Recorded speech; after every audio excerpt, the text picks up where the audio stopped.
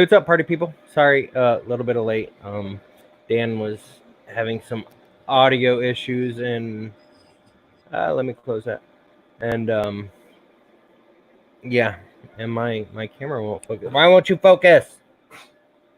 So unprofessional. Anyways, I'm gonna bring Dan in, let him introduce himself while I go grab my pizza. Hey, Dan. Hey, what's For up? those who don't know Dan, this is Alkesh. No, other side, Alkesh One. So I'll let you introduce yourself, Dan. All right, I'm Malkesh One. Normally you see me streaming from the den over there, but today, since we are going to do a unboxing here of the Mars 3D resin printing, I thought I would bring you out here into my little workshop. Back there, I have a nice little printing rack where I've got my, you can't see it, but the MK3 is over there. That's an A10M and a CR10F. And then that's the really expensive printer that never runs because it's proprietary filament. So, yeah. Some things I do. I'm a teacher, so that's what I do. No, just kidding. 3D modeling. Mostly what I do is remixes and things like that. But I get the privilege of buying one of these this time. So that's me. I think we've got a couple of people joining us. There we go. There we go. I see Rosa's here. I see Corey Mack is here. I see Geek Tech is here. There, Mad Monkey is here. So, yeah, I like my hat. It has a few minor issues. No, I'm just kidding. But hey, glad everybody is here tonight, and hope that you're excited for some unboxing stuff.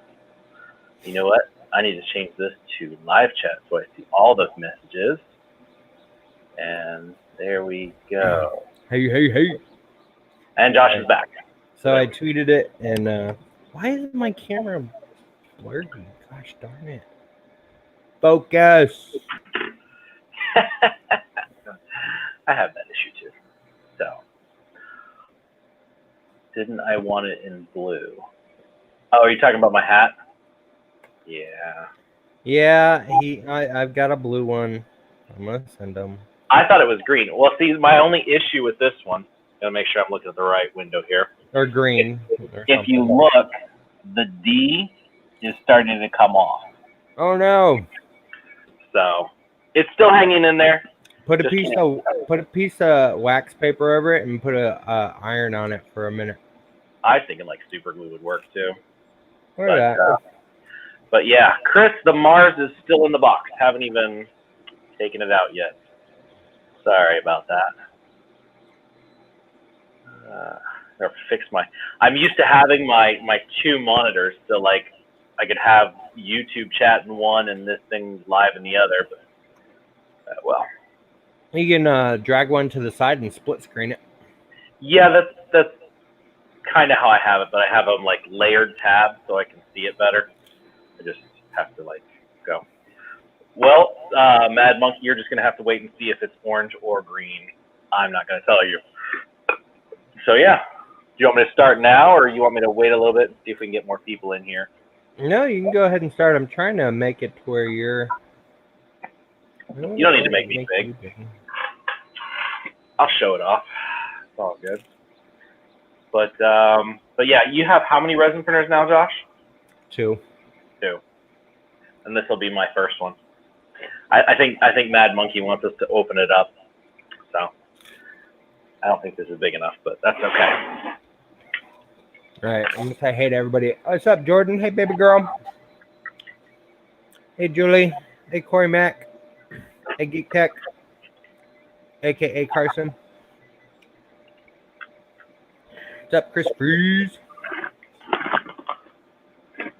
Every time I see Chris Freeze, I think of Dr. Freeze or whatever from Batman. Isn't it Mr. Freeze? Mr. Freeze, that's it. Dr. Freeze. Dr. Freeze. Wasn't he a doctor? And you call yourself a nerd. Oh, look, it's a bag. Hey, that's it. There's your unboxing. Yay, we got a bag. Oh, my goodness. How is this thing in here? Hey, Chris Gulata. All right, I am opening it from the right end. I had to make sure. Move my stool out of the way here. I was thinking like, I was thinking like it just had a soft piece on top. I'd be able to take that off, but no, the thing goes all the way down. So. Yeah, you should have seen me unboxing the Phenom by myself. That thing weighs a ton. There we go. And another box for recycling over there. One of these days, I'll go through all the boxes in my garage and get rid of them, and then I'll have a nice clean garage. Yeah. You should see my pile of boxes every month. Oh, actually, I think I took a picture for Rosa last week.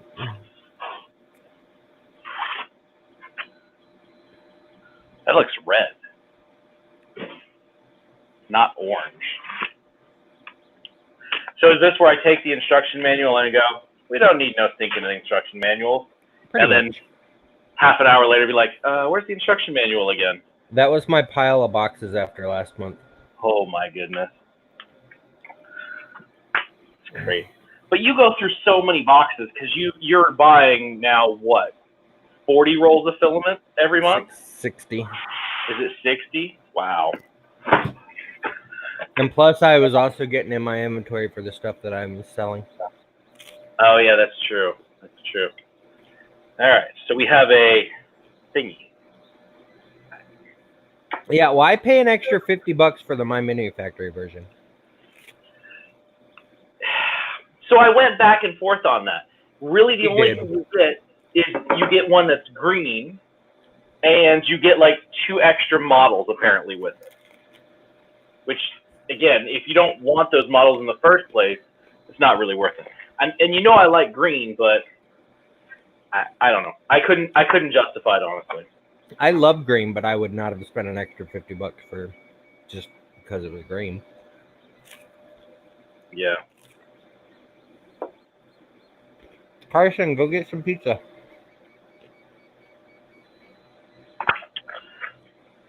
I made a roast tonight. One of those you bake it really hot for like 20 minutes, and then you just leave it in the oven for 2 hours and don't mess with it. It's great.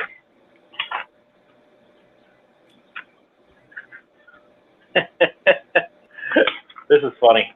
We were just talking about the Creality snips in our chat not long ago, and I said, man, I wish I had another pair. If I can get them out. Yeah, it's almost identical. I don't know if I got snips with my printer. So there's that. Various bits. Yeah, by the way, did you order any resin? Because I don't think it comes with any, does it? Yes, I did.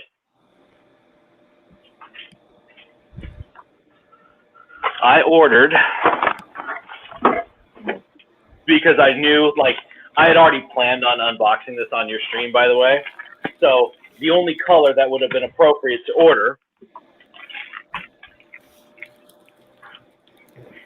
is green. Yeah, I just got the, what's that? How much was that one?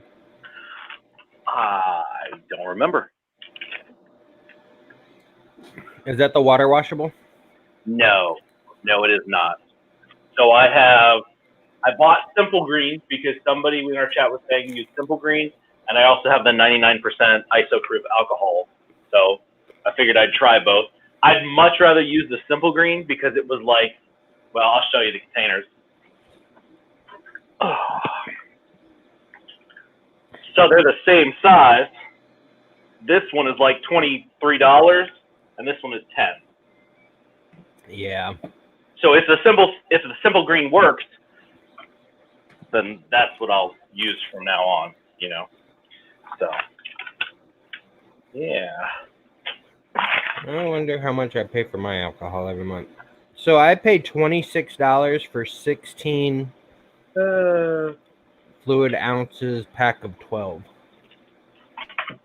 How many ounces in a gallon? 32? Yes. Or 64? Or I don't know. I 100 don't something? math anymore.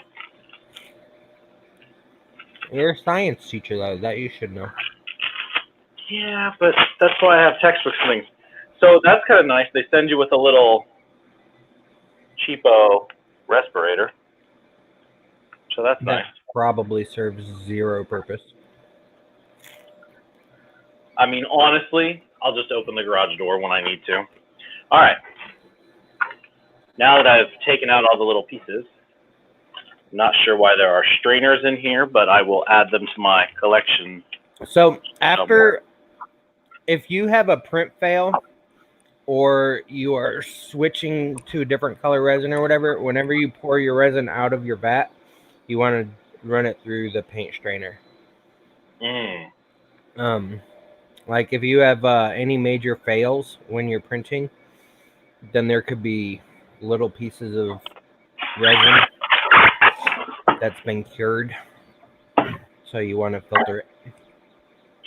What? 3D printing has failing? What? What is this crazy talk? I have less failing now than I used to because I started using rafts on every print. And you stopped using the fail core. Hey, Darren Williams. Well, I can't use the fail core right now because I don't have a hot end that's working. All right. I even managed to clog the heat break on my Sidewinder.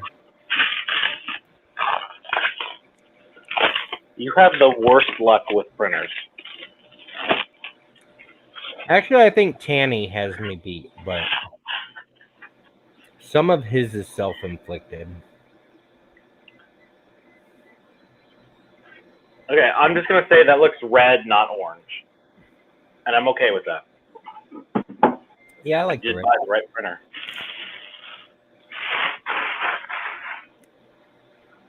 All right.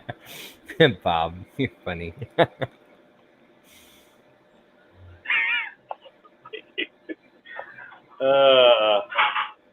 Well, that's true. If you order a hot end from yourself, you get it at wholesale cost, right? Yeah, wholesale cost, but then I lose money from somebody else potentially buying it. Justin, I won. The one that I gave away as a mothership this month is the one I won at Earth. I won it in a drawing. And then he went and bought himself one too. Well, I bought it before I even went to Earth. Oh. There is little stuff in there. Of course, it wasn't delivered till the end of November, but because I know people will bother me if I don't take this off. So there you go. I took it off the LCD screen. I still have it on my Ender 3 screen. Yeah, I'm going to regret taking it off. I know it. I never take those things off. All right. I unboxed it. Now I guess I have to read the directions because I have no idea what else to do. Other than put it in its location, which it's going to go right here, which I think is a good spot for it. So, Chris Galata, a guy named Peter K, won it. He's been a subscriber for 15 months. How many boxes have you put out now? 18. Yeah. See, I've been a subscriber for 18 months and I didn't win it. I'm just saying the system is rigged. It's all random. I do know that I think it was Tom Sandlander. His didn't have this screw right here. And so, like, if you do buy the Mars, I'll bring it closer. You need to check to make sure it has this little tiny inset screw. The grub screw? Yeah, right there. Which mine has it. So we're good there. All right. Tanny, it's the whole pizza. I didn't have time to cut it. I don't even think I have a clean knife.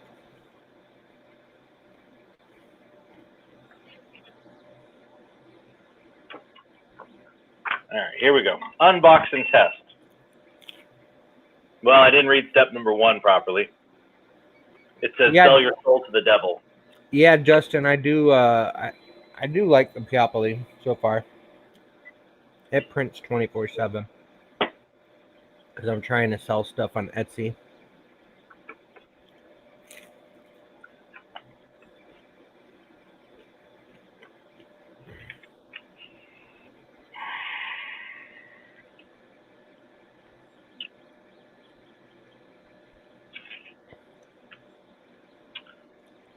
Well, now.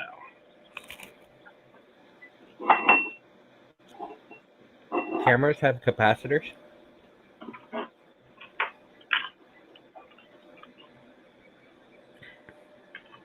So Jordan says that it should already be leveled, but I would see check that. that just in case.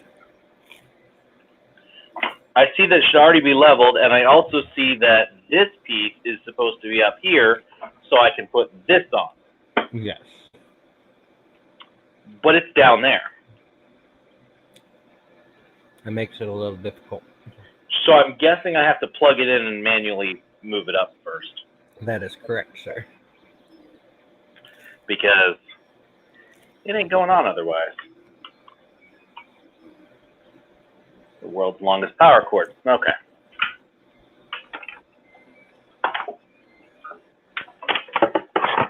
Hey, what's up, Peter?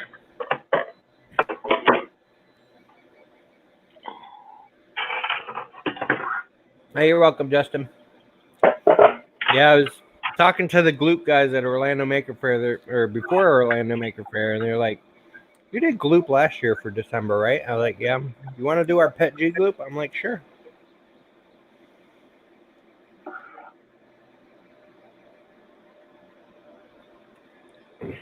That's not super horribly loud. No, it's not. I mean, like, I've heard people talking about these, and they're like, "Oh, it sounds like a jet engine." No, the Phenom sounds like a jet engine if you can't hear it behind me. Honestly, it just sounds like your AC is on. This is Florida. Yeah, my AC's off, so. All right.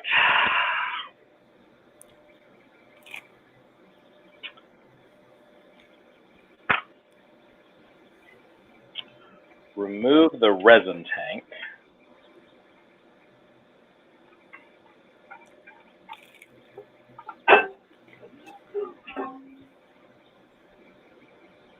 You want to fill that full of water and sit it on some paper towels and make sure it's not leaking.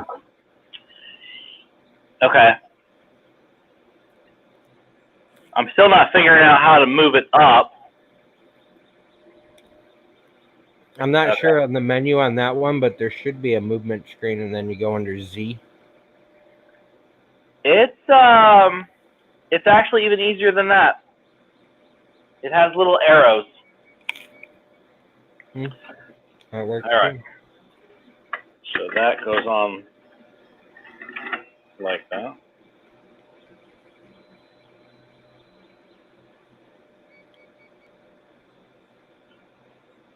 Fasten rotary knob and loose the screws.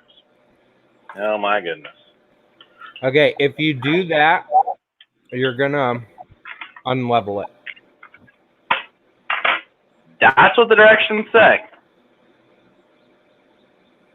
Yes, Peter, that's the Mars.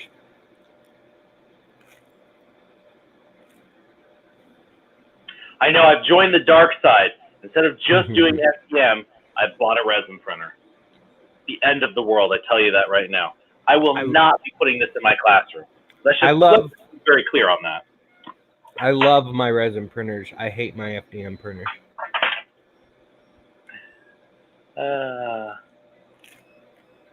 It's just the big, to take it on and off, yeah, but then there's the two, there's one here, and it says to take those off, because what it wants me to do is to put a piece of paper to test everything. It wants you to level it, and by loosening those grub screws, it's basically on a ball.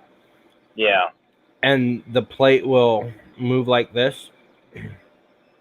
So if you stick a piece of paper over the LCD and then you push it down until you can't pull, or you can barely pull out the paper with some force, but you can't push it back in. And then you tighten them and set the Z0.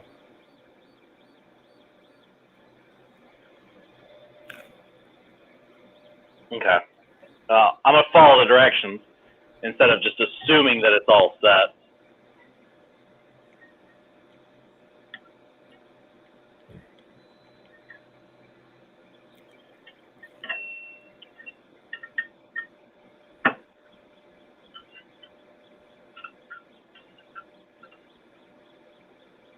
Oh, yeah, I see. All right, so Jordan. that is dirty.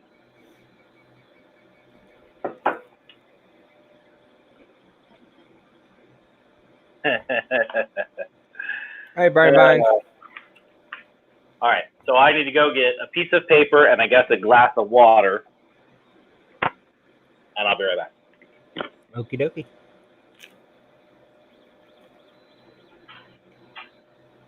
Oh, goodness, Brian.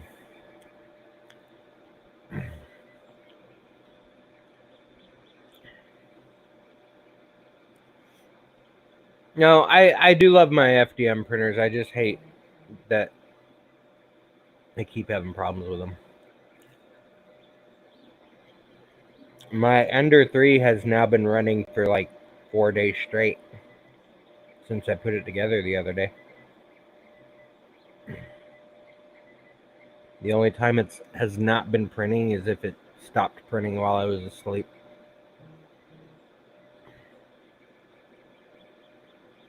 Oh, goodness, Carson.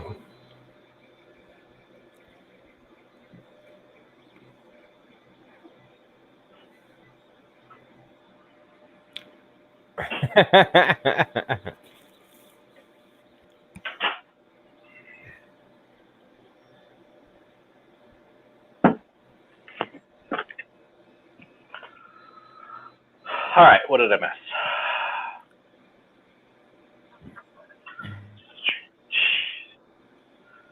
Okay, so Brian has joined us with his dad jokes. Mad Monkey thinks that I've messed up the printer already. Awesome.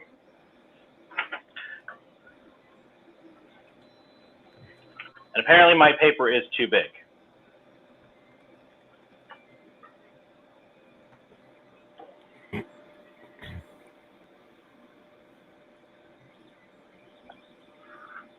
Yeah, you definitely got to cut it down.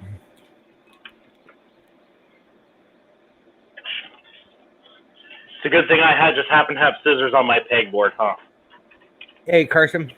Hey, Brian Vines. I noticed you mentioned a video about a bootloader and installing stock firmware on the Ender 3. Why don't you do a video on installing Marlin 2.0 on it?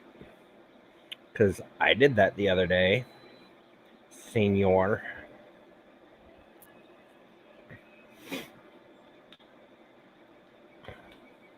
Well, that was like super easy.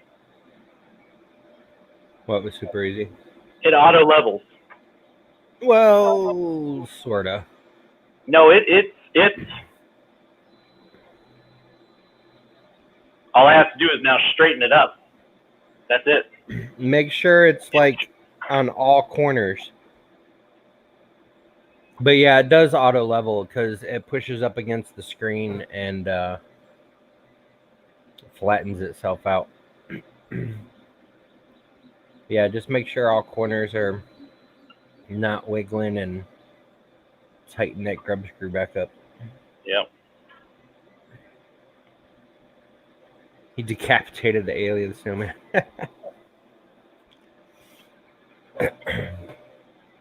Did it go like you said? Yes, it did, but I had to do it a little differently. I watched Teaching Tech's video, and when you use, what is it, the SPI, the 6 SPI pins, I couldn't find any female to female jumpers, which I know I have them somewhere. I just couldn't find them. So I had to recode uncomment the thingamabobber and figure out which pin 9 through 13 went to the SPI on the board in the Ender. and then the ground and everything. But I will tell you, for some reason, my laptop is no longer recognizing the ender board, which is weird because it was working fine for 2 days, and then today, all of a sudden, the laptop can't recognize the ender board.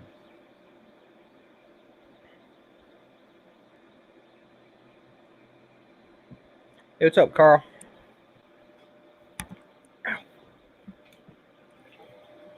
I am supposed to take this off, right? Yeah. Do what? It's a screen guard.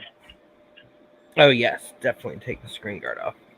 All right, and you're saying just pour water in it just to test to make sure it doesn't leak.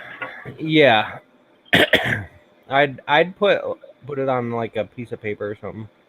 Paper towel.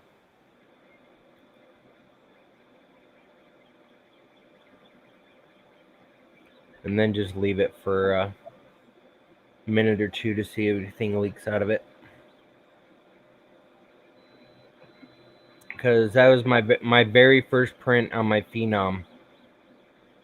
After it was done, I had resin all underneath the vat. I would not be happy with that.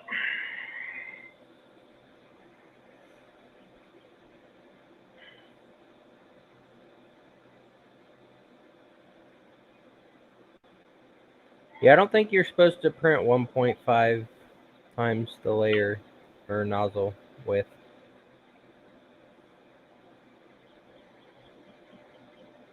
Well, if you drill it out, it's fine.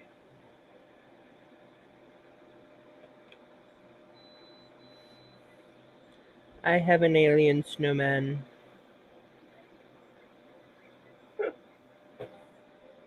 That's funny.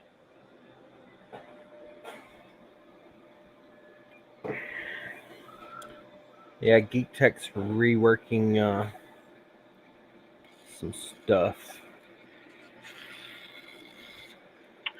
All right, well, I see no leaking, which is always a good thing.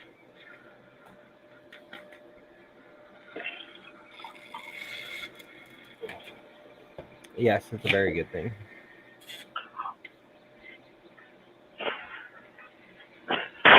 So basically, if I scratch this under piece any, then it'll mess up my prints. Scratch? No. Hole? Yes. But if I scratch it, wouldn't that change the refraction? Like basically when you clean it with paper towel, you're putting little scratches in it. And from everything I've read, it doesn't really matter. Still prints fine.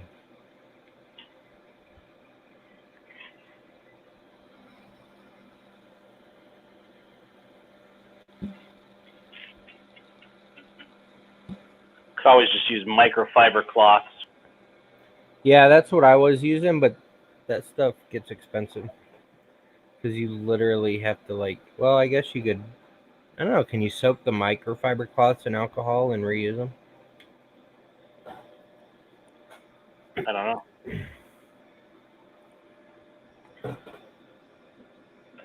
All right. There's no water left in there.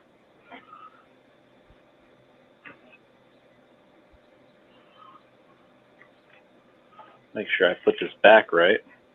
Yep, just like that.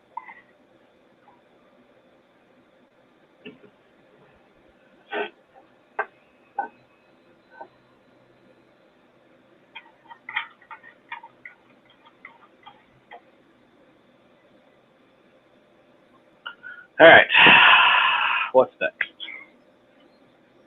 We need to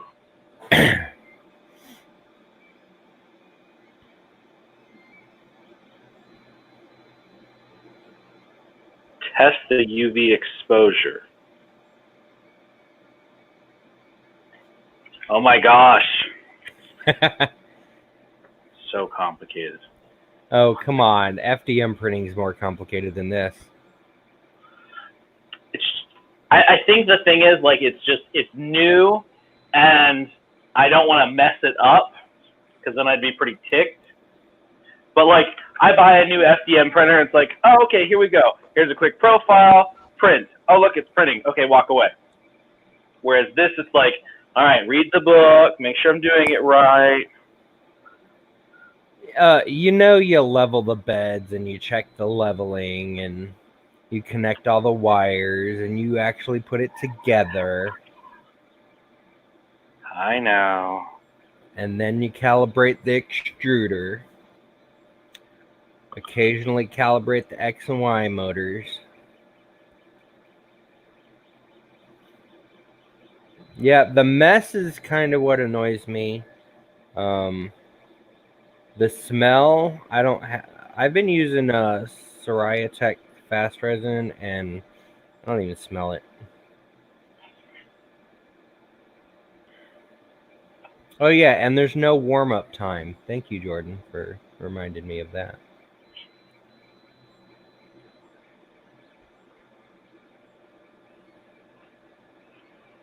All right.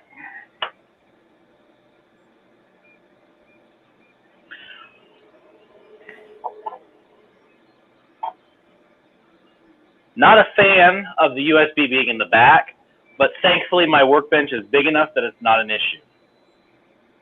Yeah, that is kind of crazy. I think on the Photon it's on the side.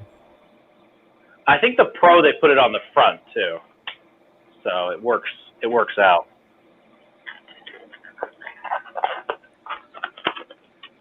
I hate these gloves. Next time I'm buying the bigger ones and not the ones that are so long that they go halfway up my elbow. Are those cleaning gloves? They're nitrile. Oh. Last time I put these on with my ring on, my ring ripped a hole through them.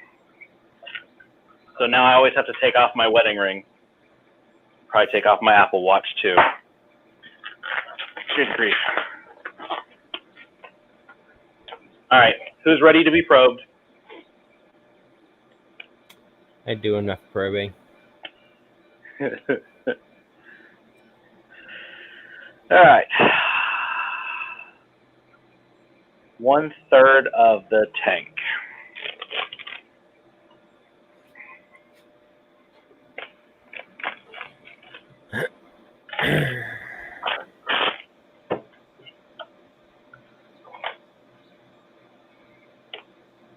Oh, right. Just shake this stuff. I think that's what it said. Yeah, you should shake a bottle before use. Shake it like a Polaroid picture. It's one of those shake weights.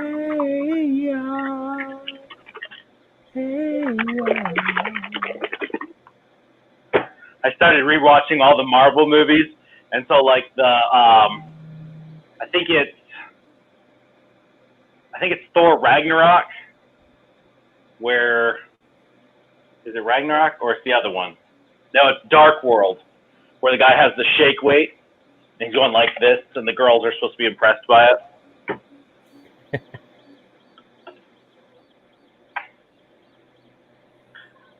Hey, Greg.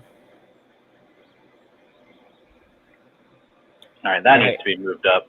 All right, this is the moment where everybody always yells at me for not wearing safety glasses. I'm not telling you you have to, but everybody else says you should. What else y'all want me to wear? All right, I put my safety glasses on because I don't want to splash my eyes. You're right. All right, 1/3 full, right? You see where the flat starts going into the bevel? Yes. Fill it to that line. The problem is I'm getting a wicked shadow. There we go.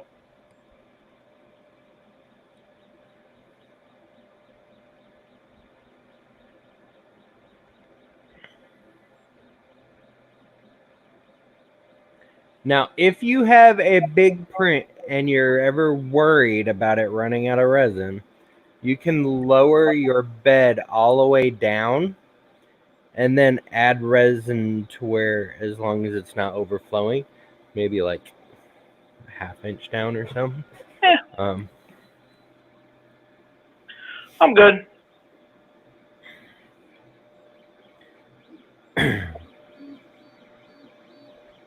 All right.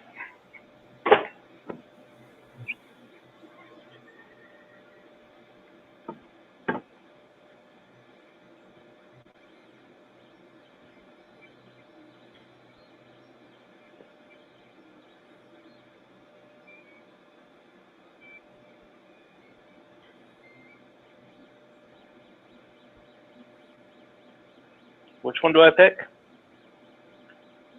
Rook.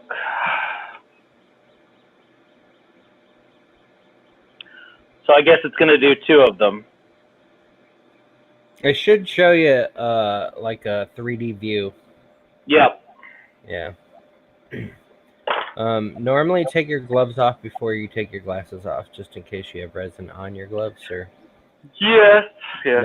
now you have resin on your ears and your face and your hair and the Alien 3D hat, and I don't have any hair. you're gonna disintegrate into zombie dust. No, actually, I was very careful. There is no resin on the gloves. So I'm happy with that.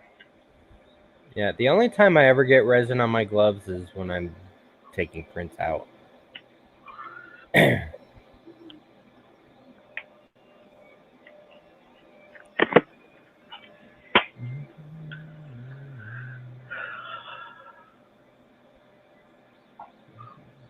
feel like it should have been more complicated than that. Oh, weren't you complaining earlier that it was too complicated? Yeah. I feel like I should be doing more now, and it's just like, oh, okay, we're done. All right. Now I get to clean up. The only downside with having it out here, though, is I won't be able to store the resin out here during the summer because it gets like 90 degrees out here in this garage. I don't think it matters with resin being heated up, because resin heats as it's curing, so I don't think it matters. The box said to keep it at 77 degrees. All right, well, keep it inside, sir. So after about 15 minutes into the print, you want to pause it and make sure it's sticking to the plate. I don't just want to wing it and hope it's working okay. Well, I mean, like I do with everything else. All right, those can go back up there. Cool, dark place. Yeah, but like people put heaters in their resin vat or in their resin chambers. Hey, Thantic. Is that people up north who are afraid that it gets too cold? Well, technically, temperature can affect certain resin printers. I was told that it should not be a problem with the Phenom.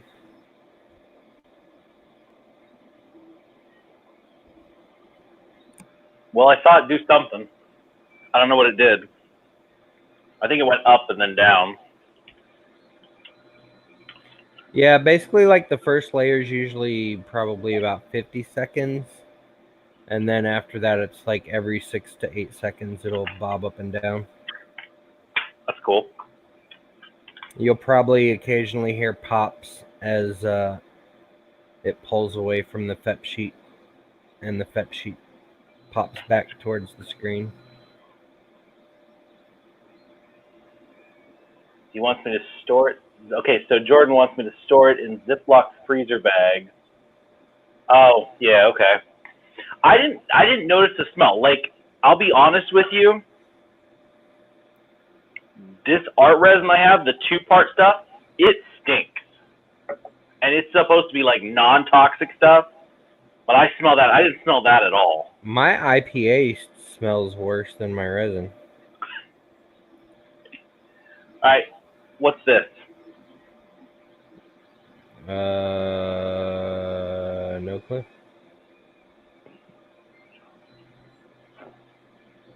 something you forgot to put on there? Wasn't in the instructions.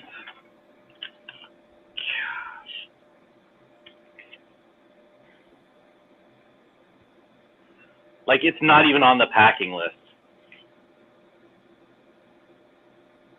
Oh, Jordan says he knows. Of course he does. He's not going to tell me because he wants me to look like an idiot. How much IPA do you need? Well, yeah, basically most people have 2 cleaner vats. One to get the initial resin off, and then one to do fine cleaning in to extra resin it.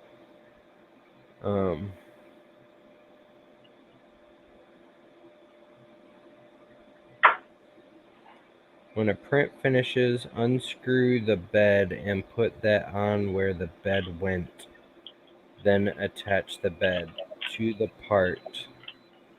It's a drainage thingy. Is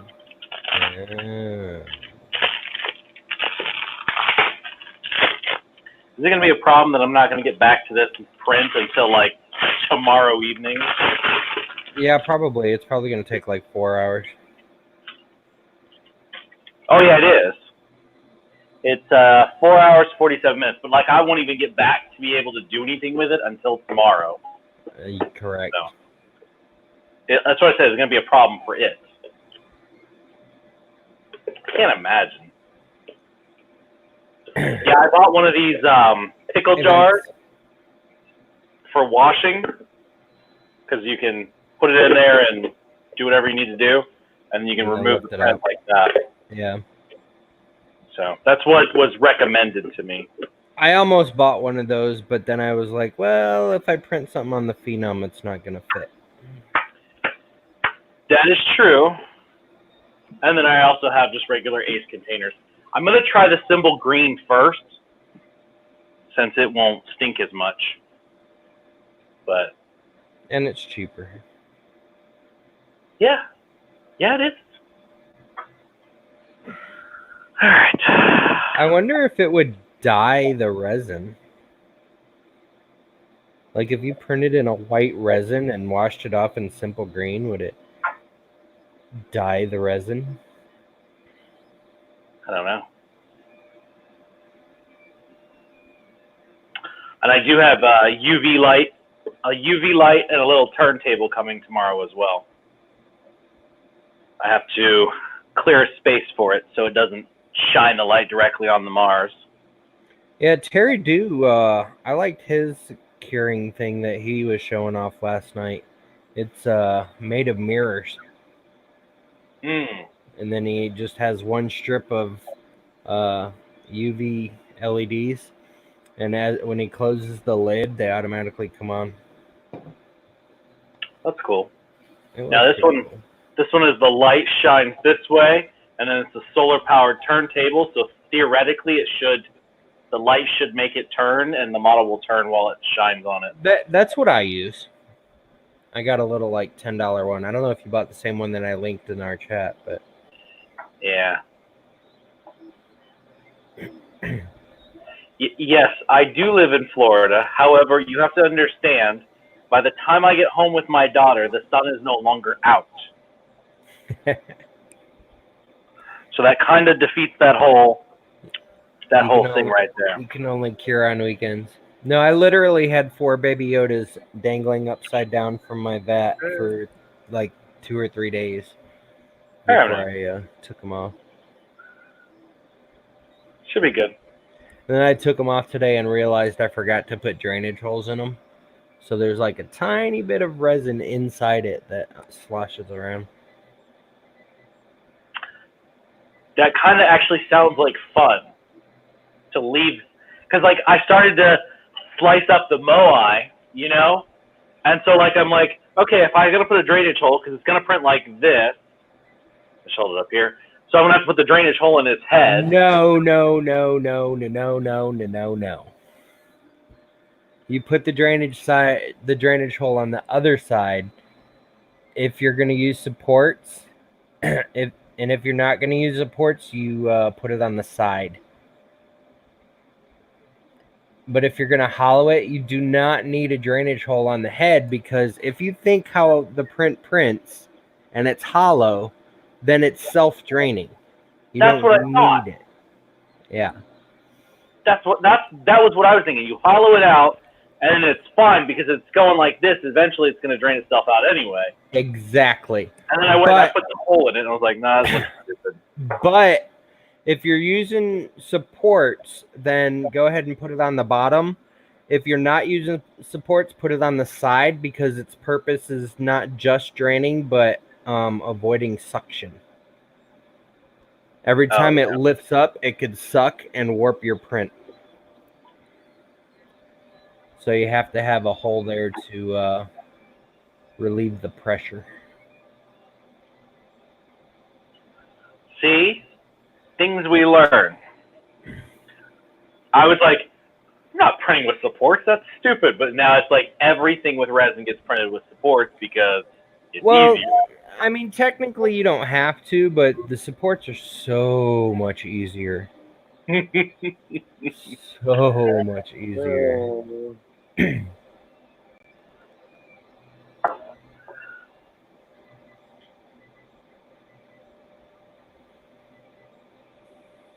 Oh, okay. So I will say this, that it's very quiet. Like I don't hear it anymore. I think actually one of my CR10Ss at school is louder than this thing is, as far as that goes. I think we'll have to do a stream later on where we go through the whole thing and review it. Because I know your little people like reviews. Everybody likes reviews, especially from people who have no idea what they're talking about. All right, well, that sticker's not coming off. Fantiquity DM is still trying to figure out what we can help you with regarding box kit thing. I'm so confuzzled. What happened? Fantic's comment in chat.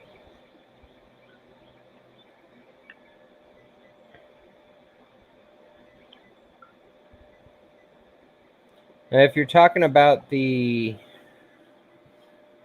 I don't know, I'm confuzzled. I'll wait until he replies.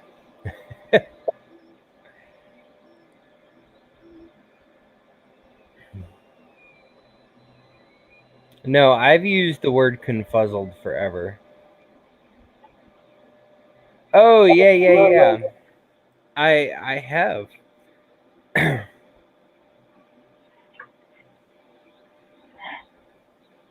I think I saw them at Orlando Maker Faire. Yeah, you should definitely. I mean, stickers are fine if they're going in the UFOs. If you guys wanted to put stickers in UFOs, that's what every company does. Definitely advertise the heck out of yourself if you want to put stuff in the UFOs. I would absolutely, amazingly love to give away a Delta Maker as a mothership prize, but those are some pretty pricey machines. Though I did give a Phenom away this month. It's an $1,800 printer. Though I did win it at Earth, but it's still an $1,800 printer. But no, it's like every month I usually get stickers from most companies that send me stuff. Yeah, so I'm going to tell you, for stickers, I like to get two of them, and it's really weird, but it's simple. So one is the way my pegboard is set up. I have some useless space because of where it attaches to the plywood. Or not the plywood, the 2x4s. So I have stickers all over here from Josh's boxes. And then whenever I get a second one, I also put it up in my classroom because I've got a big a 3D printed steam sign up there. And so I like to put the stickers there. And then the students are all like, oh, what's this one? What's this one? And then I make them go research the company so that instead of me just telling them, they have to tell me. Oh, that's pretty good idea. Yeah, and I've gotten some really cool, like, one student was researching mosaic, and they're like, what's a mosaic? And I'm like, I don't know. And then they researched it, and they're like, oh, that's that thing you got in the back, the palette, too. And I'm like, yeah, what does it do? And they said, and then they went through and they explained to me everything it did. So it just makes it really, it's a talking point. Stickers become a talking point. A lot of people, I've even seen them put them on their laptops when they go to these conventions. I've seen people with 3D printed enclosures with the stickers on it. It really just becomes a really good talking point. This is about an eighth of all my stickers. I have stickers everywhere that I just haven't put up. Dan, I don't know if you've seen this on my other streams, but I got little cork paint containers with pourer lids, and this is what I store my resin in. This one's full, but this one's mostly empty, I think. Yeah. So I like these because they've got like double seal on the inner and the outside. And so they're, light, tight, airtight, and then when you drain it, they've got the bubbler hole in the back and these little pour spouts. That's nice. Is that a Home Depot thing? Lowe's. I got it at Lowe's. Okay. It's orange, so I assumed it was Home Depot because everything they do is orange. Well, actually, it's red, but it just looks orange under my lighting.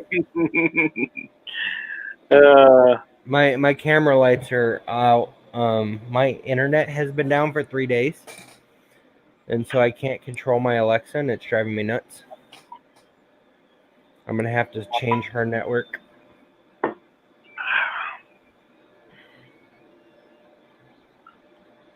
Fantic, you can get company branded blue tape from Sticker Mule. I had branded tape that I was using for a while, but it's like the water adhesive stuff, so you had to like dip a sponge in water and then wet it and then stick it on the boxes, and that was way too time consuming for me, so I stopped using it. I have a love-hate relationship with blue tape, as you very well know. Because, let's see here. Blue tape on my MK3 bed, I replace it once every 6 months. But I don't know how you get blue tape to last that long. That's the thing. Here's my Creality mat, and I can't get the blue tape to stick to it anymore, so now it's just covered in glue stick.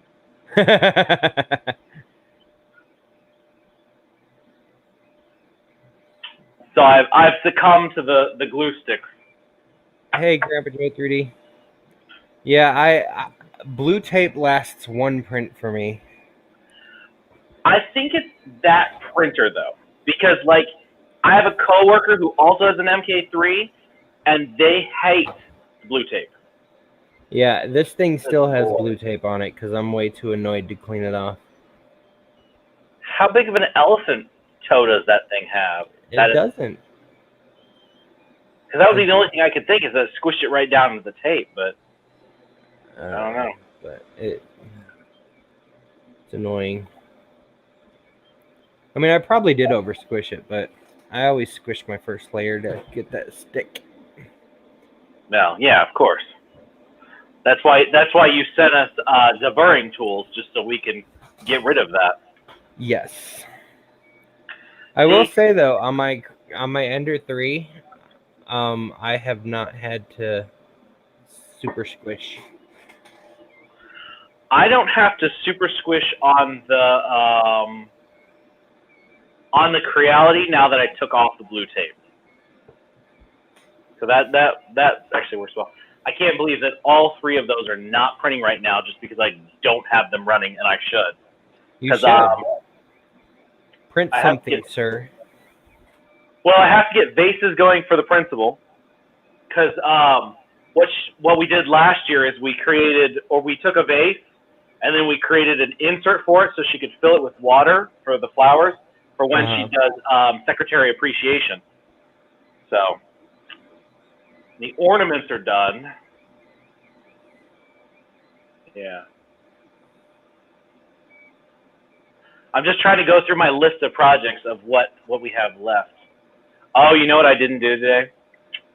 I didn't finish building the rocket launchers. crap. Rocket launchers. Stomp rockets. Do you know what those are? No.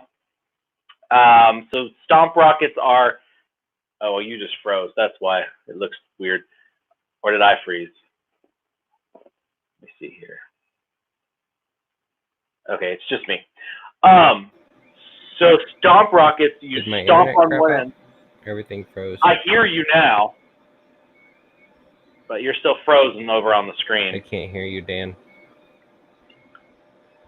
I froze. Awesome. I should go get them. Am I unfroze now? I still see you frozen, but I hear you.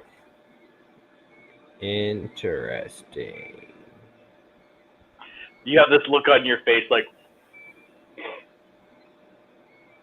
oh, it's so bad. Well, when Josh gets unfrozen, I'll run out to the car and I'll get the launcher so you guys can see what I've been working on with my students. Because we just got done with a whole a whole lesson on energy, and we kind of briefly got into force and motion. And so, like, what I made them do is actually design and build their own rockets. Tomorrow, I'll put up some pictures. Yeah, now you're moving, Josh. All right.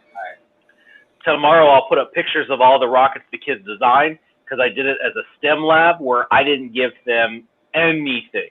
No instructions on how to build the rocket. No instructions on basically anything. The only thing I did was give them the launcher. All right. Now that you're back, I'm going to go get the launcher and bring it in so people can see what it is. Okay, cool. So I'll be right back.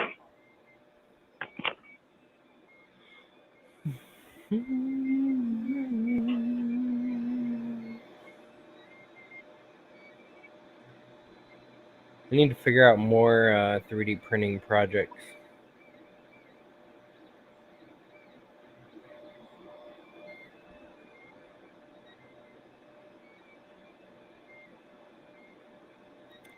Nicholas Seward. I have no idea who that is.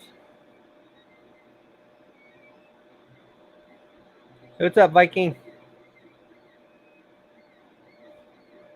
Sorry if I missed anybody coming in and I didn't say hey.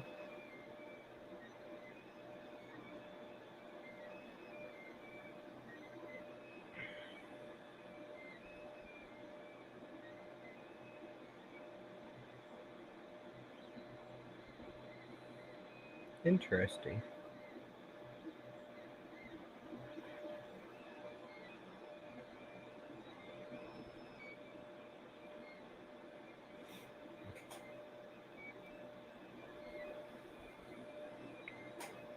I contemplated making a self-replicating 3D printer, a little tiny one that had like a 100mm build plate. Yeah, I'll be at Murph, theoretically. As of right now. Yes, that's the plan. I don't know if I'm going to go all out and do anything crazy at Murph, though, this year. I really, really wanted to hire a flash mob, but they're expensive.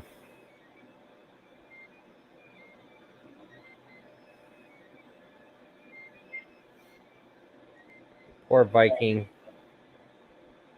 Freeze your butt off just to see your girlfriend.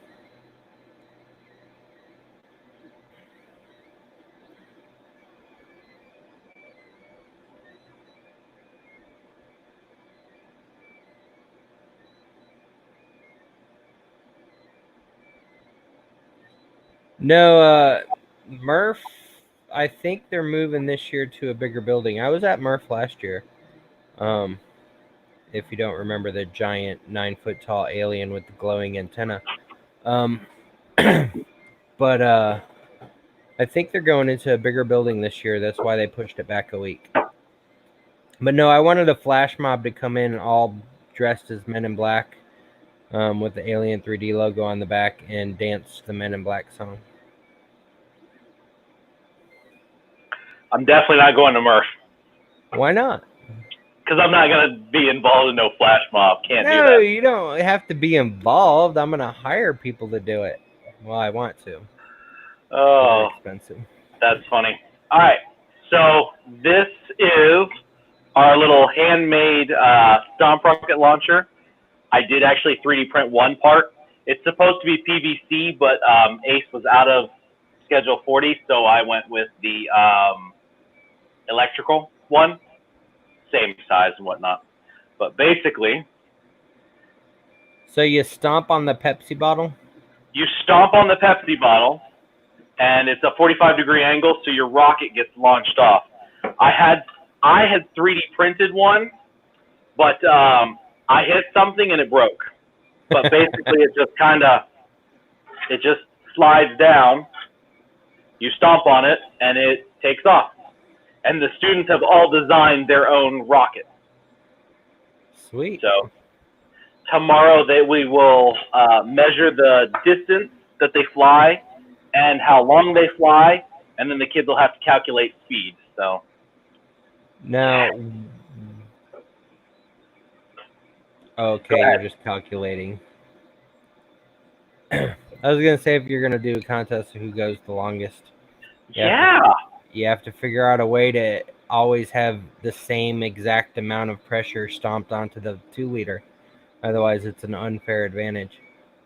That's their own fault. They launched their own rocket. I'm not launching the rockets. The kids are going to launch the rockets. I've got 2 of these. The only problem is if you just set it down, of course, it's going to fall over. So either I have to hold it while they stomp on it, or I was supposed to build something, and I might just take a box and cut a hole in it, just so it kind of sits like that, and then duct tape the you-know-what out of it. But the nice thing is, this piece here, this little red piece, is 3D printed, so I can easily unscrew and bottle if it gets too damaged and put a new one in. Because a lot of things I was reading is they were just taking the bottle, putting it in the pipe, and then taping it up. But then after a few uses, it's done. And I've got about, I would say we probably have, let's see, I've got 5 classes of kids, so I've probably got between 50 and 60 rockets to launch tomorrow throughout the day. Oh yeah, those bottles would crack and... I'm thinking 2 or 3 bottles a class, and I've got a ton. So, but that's what we're doing. Did you design that cap? I did not. I found it on Thingiverse.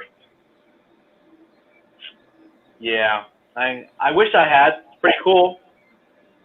But I didn't even design the rocket. I just shrunk it down.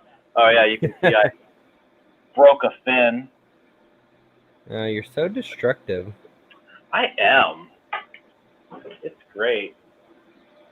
I'm okay with that. There's my glue. Yeah, the 3-liter the 3-liter bottles have bigger mouths.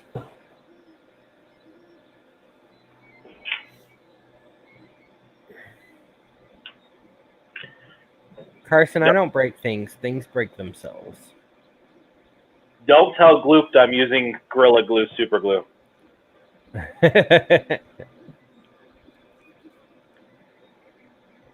I like glue. I really do. The problem is, if I don't use it all up on a project, it dries up within less than 3 months.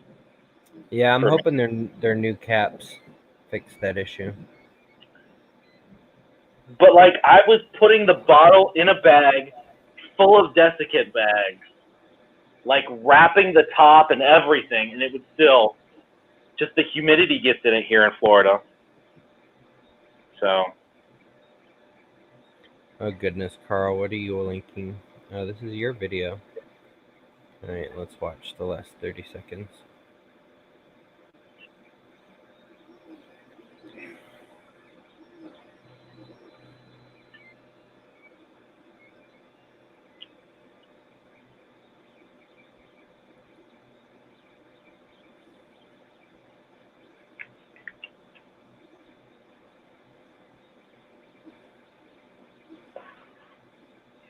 I don't even think I have.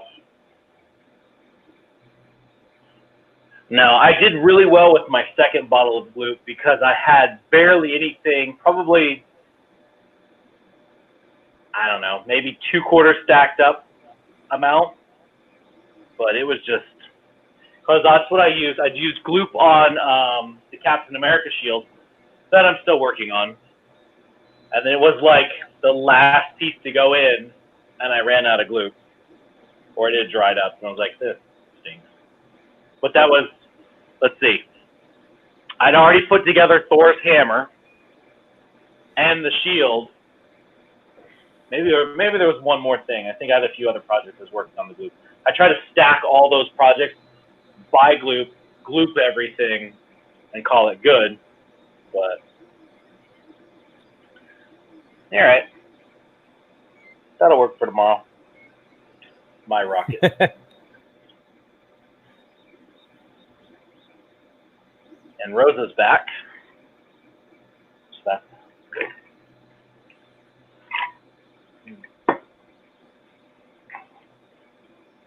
Carl, that was funny. 32 videos though, man. Oh my goodness. Welcome back, baby girl.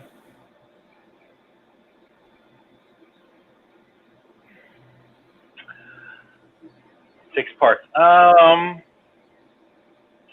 good. Yeah, Fantic, that's kind of how I am with some of my projects too. I kind of, my R2D4 is kind of just, or R4D5, whatever the nomenclature of the one that I'm printing is. Oh, son of a biscuit. I forgot to support the ball on the Santa hat. Son of a biscuit. It's only 15 parts, that's all. Oh, is that the cap shield? Yeah, I have it primed. I need to sand it down again. And it's coming along. I gotta put the bolts in. I might have made it too big. Cap shield supposed to have bolt holes? No, it's for the back. So you can put the straps. So like you put the bolt through and then you put the strap on and then you tighten it down. If it was metal, I'd weld it, but it's not metal, so you know.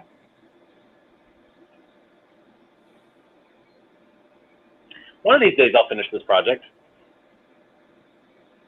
Yeah, I haven't even finished my Batman, and all that's left is to put 2 more pieces of his cape together.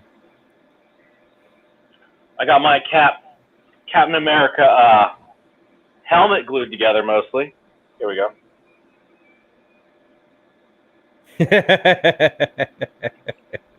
I made it a little bit big so I could put some foam padding in, but you know. Oh my goodness.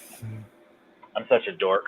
No, one day we're going to do a Marvel day at school, and I'm literally going to walk in a Captain America costume with this on my head carrying the shield and Thor's hammer. And it's going to be awesome. Oh, Carson asked earlier about Ugly Sweater Day. Maybe, let's see, next Sunday is last Sunday before Christmas. Maybe next Sunday we'll do Ugly Sweater / onesie stream. I have a T-shirt that is Darth Vader in a Santa hat saying, "This is my," what does it say? "This is my jolly face," or something like that. Carl, I think I have 4, maybe 5 rolls left.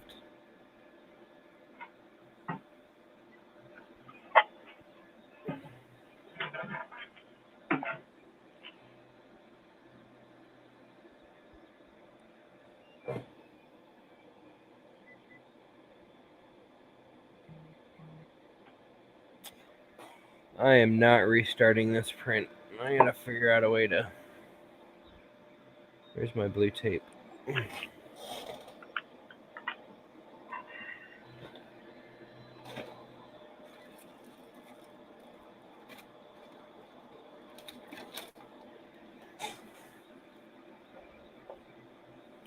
That ain't gonna work.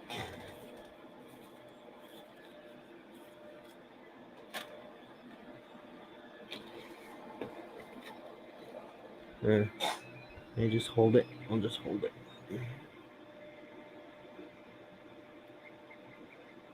No, that ain't gonna work.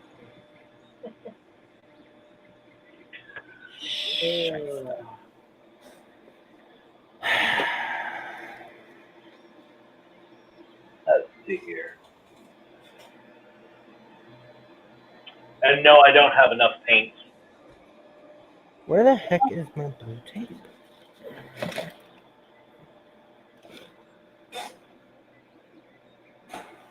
Grr. You don't keep your blue tape next to your printers? I don't ever use blue tape, That's true. so I lose it all the time.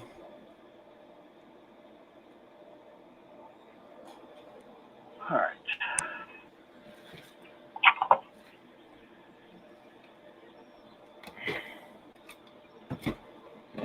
I need to clean out the rest of these drawers. While I'm out here, should get my other printers going.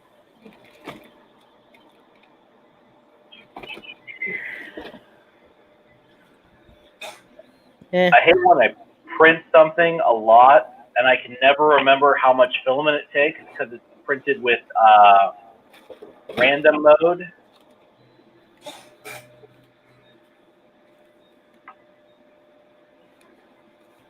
You know what I mean? Oh, how's your palette anyway?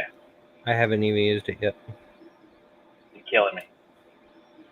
I'm gonna use little clear stickers and try to. My Stargate stuff is at school. I'm gonna be straight up honest with you. Like everything I've printed Stargate wise is in the classroom sitting on a shelf. Hey, Techie Dad. Except for my maker coins, because then my kids would start stalking me on Twitter, and yeah, I don't want them doing that.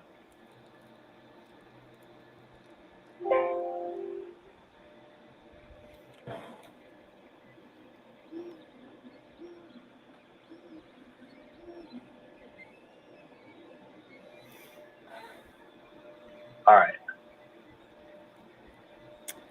So these stickers don't stick to PLA very well. You're using stickers to fix your support? I've got little clear round stickers that I bought to seal the UFOs with, but they didn't stick to the UFO ink, the ink on the boxes very well. So I have a whole bunch of them. So in January's box, we're all getting clear stickers that have a special message on them that only the true believers will be able to read. Hey, there we go. Flag. There's an idea. Oh, all right. 12 meters of filament. You gotta remember that. The best sticker ever. Knack 3D Designs, you will have to forgive me because this is the first time that I have moved the camera out here. Normally I sit in the den. This is just where all my other stuff is, and I do everything in there. That's a lost cause. You need a 3D pen, so you can just draw your own support. All right, 12 meters. Let me get this going.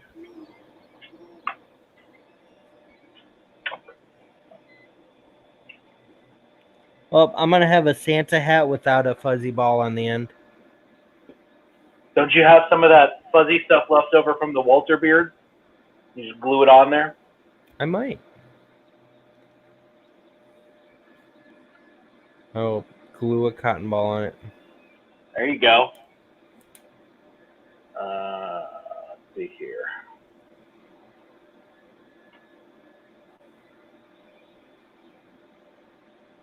Trying to get my palette going here. Yeah, I was going to hook my palette up to the Sidewinder last week, but then the Sidewinder clogged, so and I haven't unclogged it yet, so yeah, that's on hold. Yeah, I finally got the oh stink. So Dan, have you seen any of my oh, I'm sorry, I didn't hear you talking. What was that? Am I too far away? I don't know if you were cutting out or what. I couldn't hear you for a second. I might be too far away, or it's not picking up. Have I seen any of your what? Supporting models in Chidu Box. I haven't even really messed with it that much. I only recently just started to. I'm gonna show you.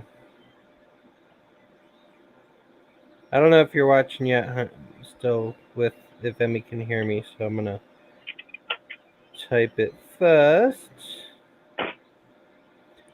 Good night, Princess Emmy. I love you. Mwah. My adorable little girl. Alright, so we are going to mess with Chidu Box then, because this is supposed to be a resin related stream, and seeing that it's taking 4 hours to make a rook, we should probably do something resin related.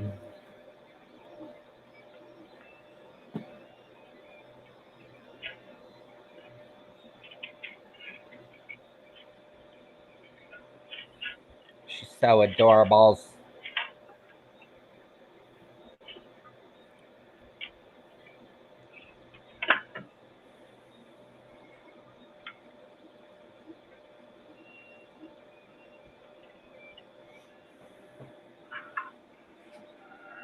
Almost a PC again.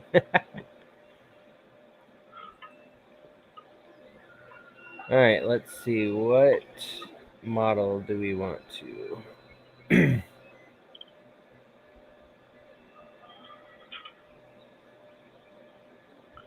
do Steampunk Iron Man.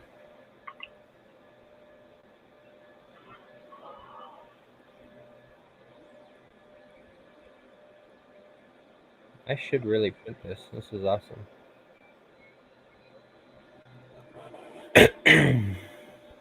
I agree. You should print that. Who's that from? Wexter. On his Patreon? Yep.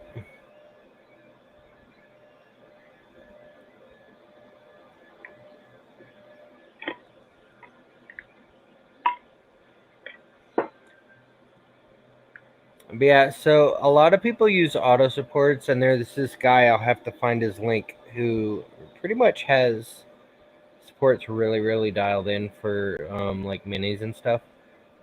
The Phenom, for some reason, in the instruction manual, they suggest using heavy supports for things, and I don't always agree with that. But like I always use a raft on the Phenom, because if I don't, my things with small footprint don't stick to the bed. And I use a skate raft because it has a little like 45-degree angle. So Yeah, I was wondering what that was. Yeah, and that way when you're pushing the spatula in under there, it pops it off a lot easier.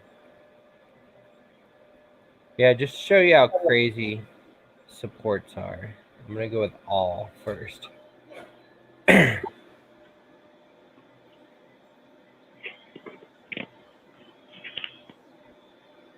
Babe, how'd you forget to buy wrapping paper? How are you gonna wrap things?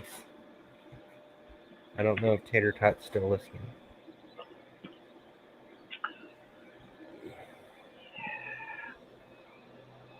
Oh yeah, totally doing it in resin. I may get some. Ooh, you know what would be awesome if I went and got some rub and buff. To make it rusty? Well, I just like after I print it in resin, you could do rub and buff over it and make it look metallic.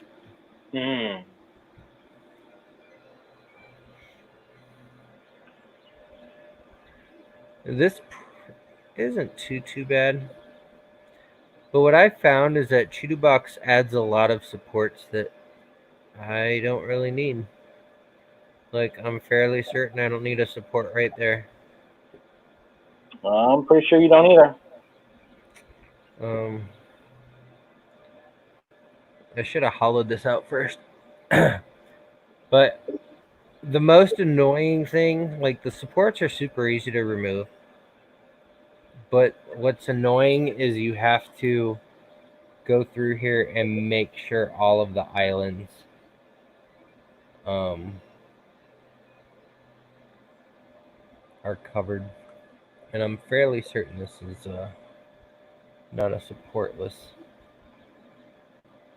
print.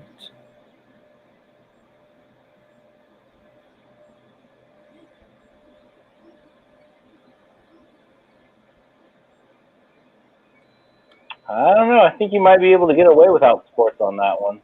No, see, right there is where they start. Okay, I see it now.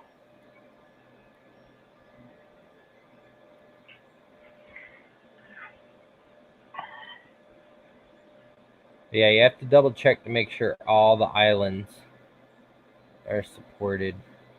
And sometimes you'll get an island that's too close to another part of the model, so it won't let you put a support there. And in that case, you've got to reorientate the model in another direction. And it's quite annoying. Because it's not like FDM where if it doesn't support it, it just droops a little. Right. Yeah, Jordan, that's what I tend to do as well. But then I discovered that I found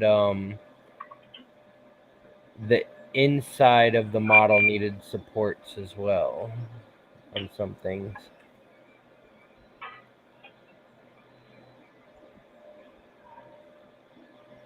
So far, it looks like it's caught all these islands pretty good.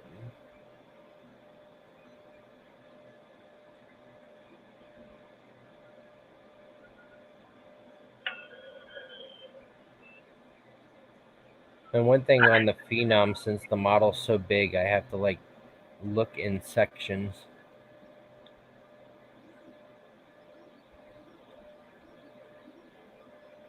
Because I can't watch the whole thing at once.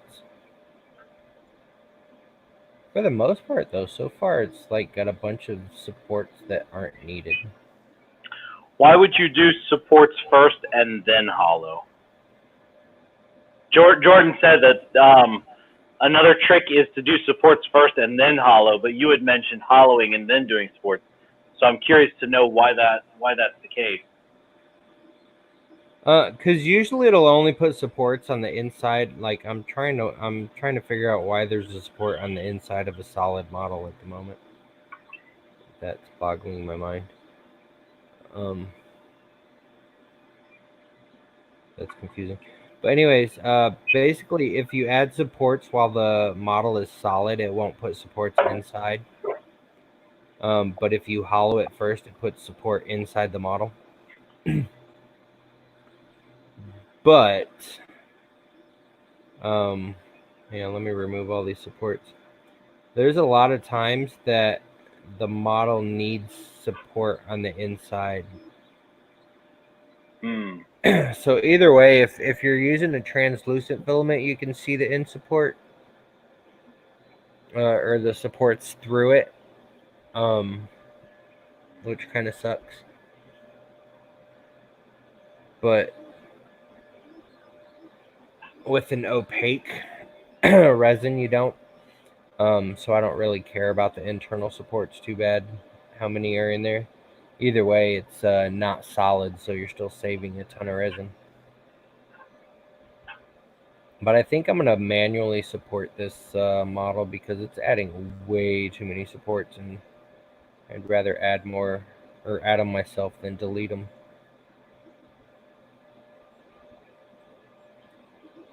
Hey, catch you later, Carson. Night, Carl. Yeah, sometimes interior supports are required. So I'm going to go in here and manually support this thing.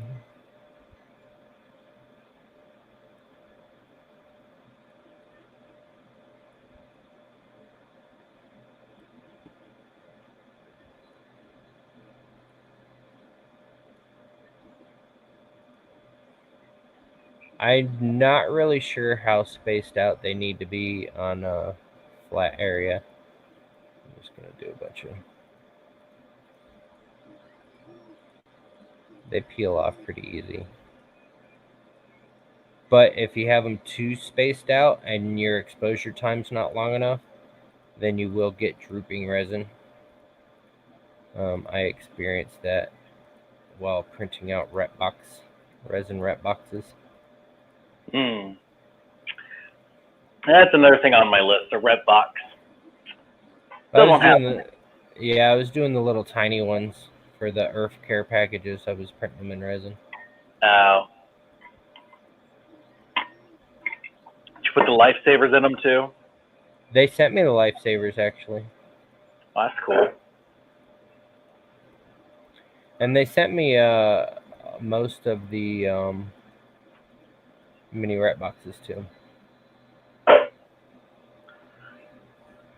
Yeah, I'm sitting here watching you add supports, and I'm like, man, I wish FDM slicers would do it that easily. Good grief. Yeah, I agree with that one. I don't know why FDM doesn't have... Well, Simplify actually does, I believe. I refuse to support them. But yeah, I don't use them anymore either. I haven't installed them since I got my new computer. I still use Cura for the CR10Ss at school because I haven't had time to really truly dial in a Prusa slicer profile. But for my Sidewinder, it's all pure Prusa slicer. And I built a Prusa slicer one for the A10M too, which is okay. Oh, and I got the FL Sun Delta up and running, so that one's got one too. But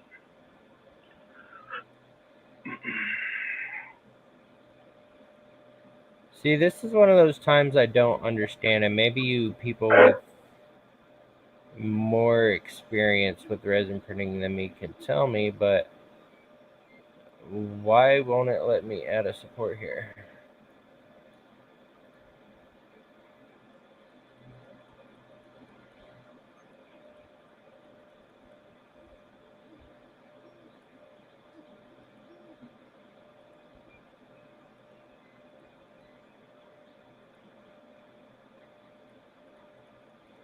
Like, it's not letting me add a support anywhere on the interior.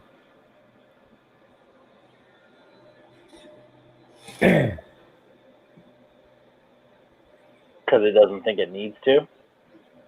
No, normally you can put them wherever the heck you want. But, like, sometimes there's, like, this whole... all these distance settings and blah, blah, blah prevent it. But literally, there's nothing under this or too close to it that should be preventing this. But it's not letting me put them anywhere. It's kind of annoying me. It's weird. Well, we're going to skip inside supports for now.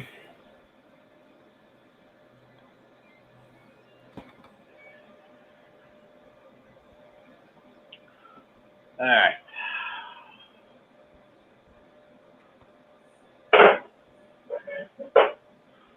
Oh, you know what? I've got a Moai to show you. Hold on. I'll be right back. Okay.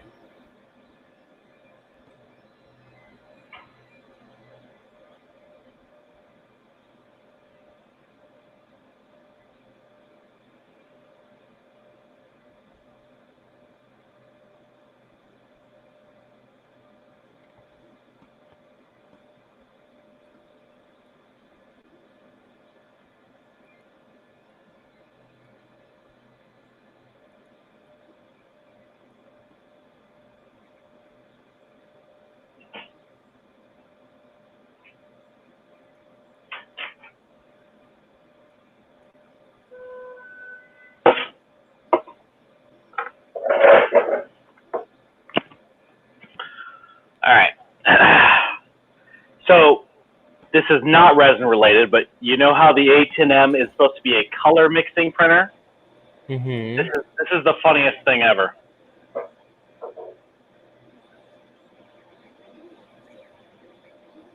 So that's What? huh? Like, did it print it black on one side and white on the other? Yes.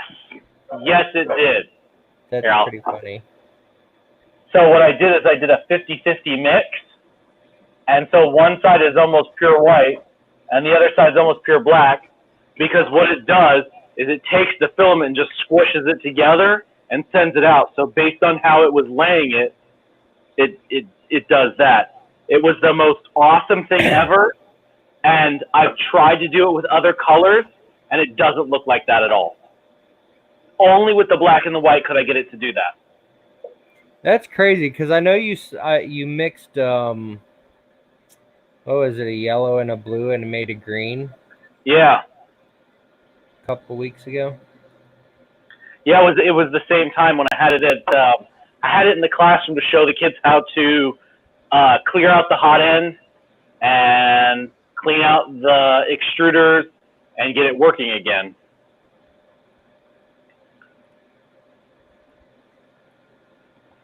But yeah, I know there's no mixing involved. Good Lord, that thing is loud. What is? My MK3. My MK3 is louder than the Mars is. So I should. Why isn't it letting me put freaking supports inside? It's driving me nuts. I gotta figure out why that is. I used to be able to, but I haven't tried since I updated Chidubox. I wonder if it's letting me.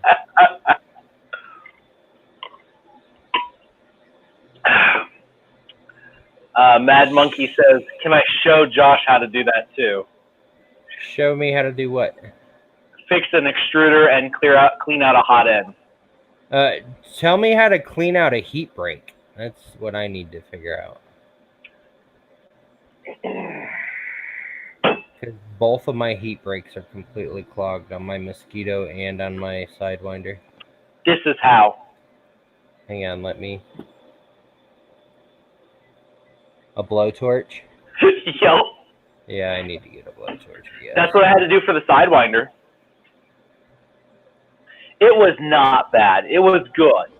The Sidewinder, I had to take it completely off, disassemble everything I could, and there was still filament clogged into it. So, blowtorch.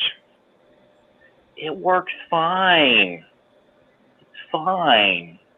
I think on the MK3, I had to take a modeling drill, which is the tiniest drill ever. It's even smaller than the filament, and drill a hole through the filament so that I could break it apart to get it out one time. That was the longest repair I've ever had to do to the MK3. Yeah, it's that annoyance right there is why I haven't fixed the Mosquito yet. I don't have tiny little drill bits.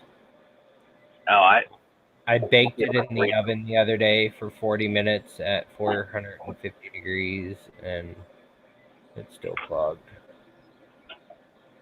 I don't even know if I can get to them.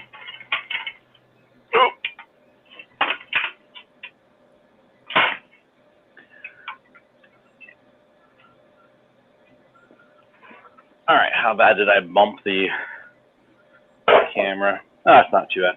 When I say tiny, I mean tiny. Yeah, you have tiny set. A very, very tiny. I got these for, what is it called? When I was doing 40K miniatures, I got these. And there's quite a few missing now.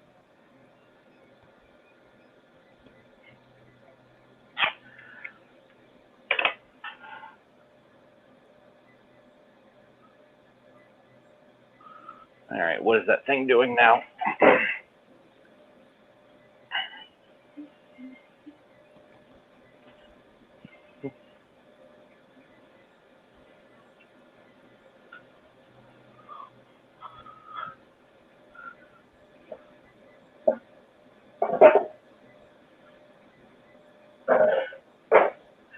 You'll send it back to him, Techie Dad, like in what, 2 years, 3 years? What's that? He says you can send him anything you don't want to deal with, and he'll fix it for you and then send it back.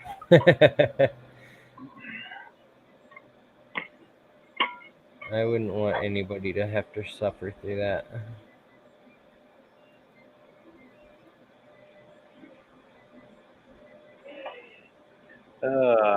I don't mind fixing the printers. I really don't mind it, because the more I fix, the more comfortable I feel when issues arise.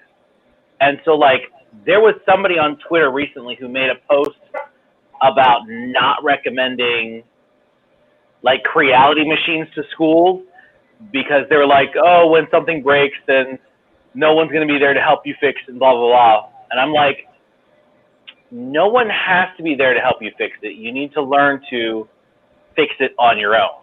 Yeah, I agree. If you want to 3D print in the schools, you need to learn how to fix it. Especially in schools. Yeah. You can't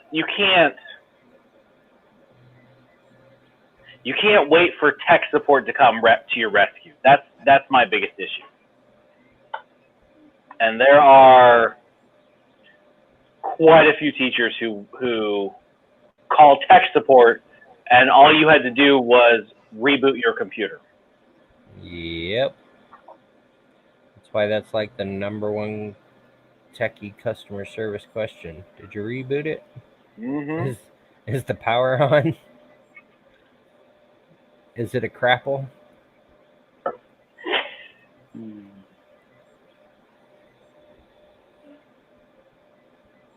Yeah, I agree, Corey Mack. Fixing is half the fun. No, absolutely fixing is half the fun. I don't have the proper tools to fix my heat breaks at the moment.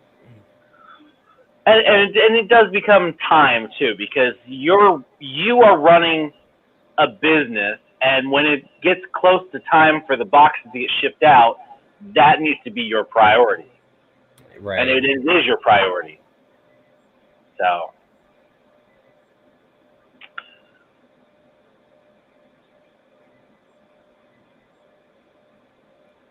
Plus my yummy day job. Right. My thing is, I'm at school for however many hours, then it's drive an hour to get the daughter and come back, make dinner, and then it's like, well, if I have time to come out here, I will. That is the one thing I do like about the MK3. I can literally set it to print, and I never watch the first layer anymore. Right. Because 100% of the time, it's good to go. I can't say that with any other printer I have.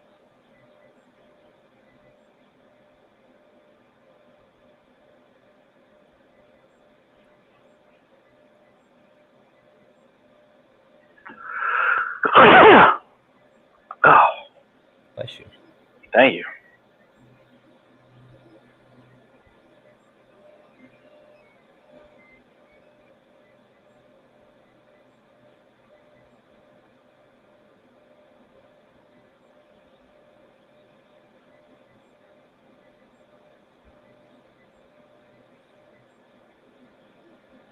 All right.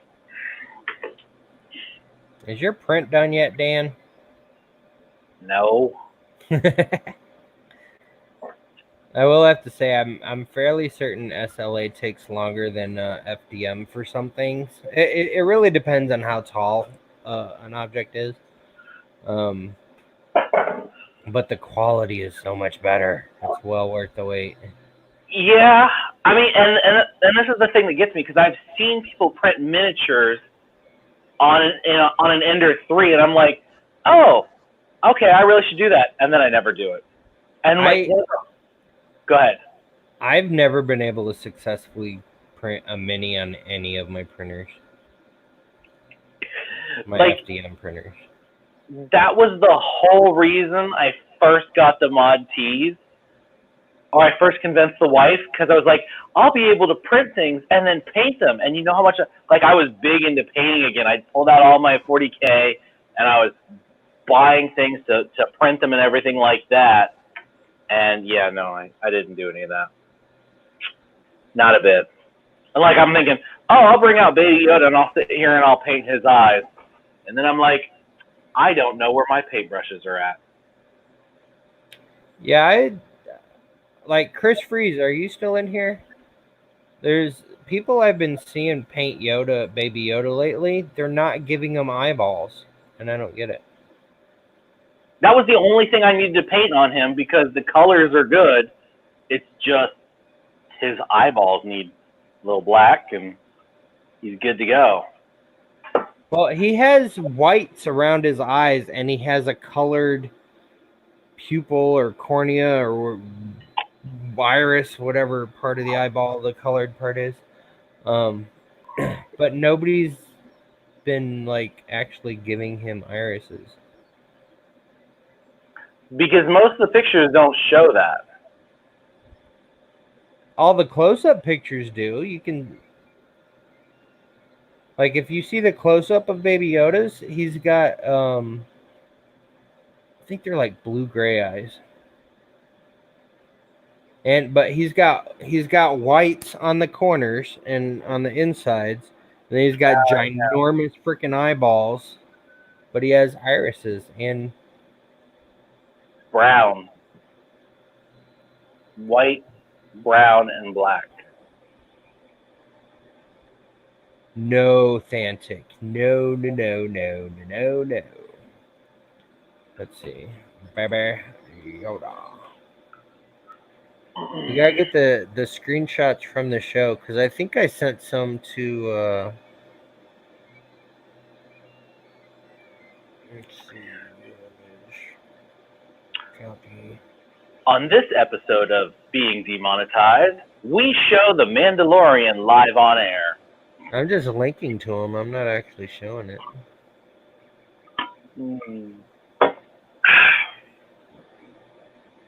Alright, let's see here.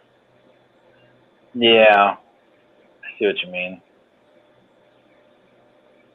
But in so many screenshots, even still, it's just black. Yeah, it's just because people are taking crappy screenshots. But I mean, even in like the dark shadow ones, like this one, you can tell he has whites in the corner of his eyes, colored iris, and a black pupil. Yeah. It's just people are not paying attention.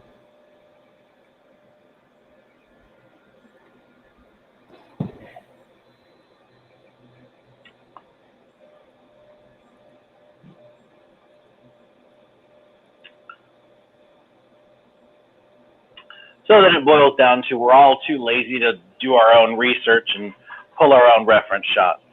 Exactly.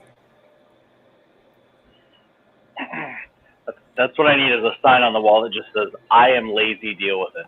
But that's why when I painted mine, I gave them, where's StreamYard? When I painted mine, I gave them irises and pupils. Not the best painting person in the world because I suck at painting, but I mean. Oh, that was his first version. Okay, yeah. Probably gave him a little too much white in the eyes, but. Yours looks like he's a little stoned. Like he's like, look. Oh my goodness. Whew.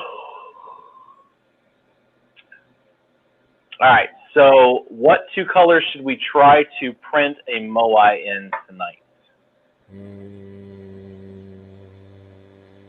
Ooze and Knights Wear Red. I don't have any Knights War Red. Oh. I do have ooze in You're one of those guys, huh? Well, that was... As I recall, I tried to get you to sell me one before you went to Earth, and you said we'd work something out. Yeah. And then Earth came, and the wife said, until you print at least half that filament you have, you're on a filament buying freeze. Because I have 3 containers down there, and then that entire like toppish shelf has filaments. And for the record, I didn't pay for all of it. Some of it is donated, but you know, I haven't taken it into school yet. Yeah, Rosa put me on a no new printers diet.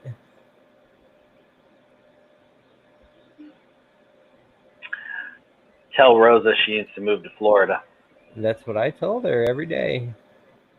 She's like, "Oh, it's snowing here, and I hate snow, and it's 15 degrees out." I'm like, "Move to Florida. You never have to deal with snow again." That's true. And she's like, "No." I was like, "Well, then stop saying you hate it, because you must love it if you don't want to leave it."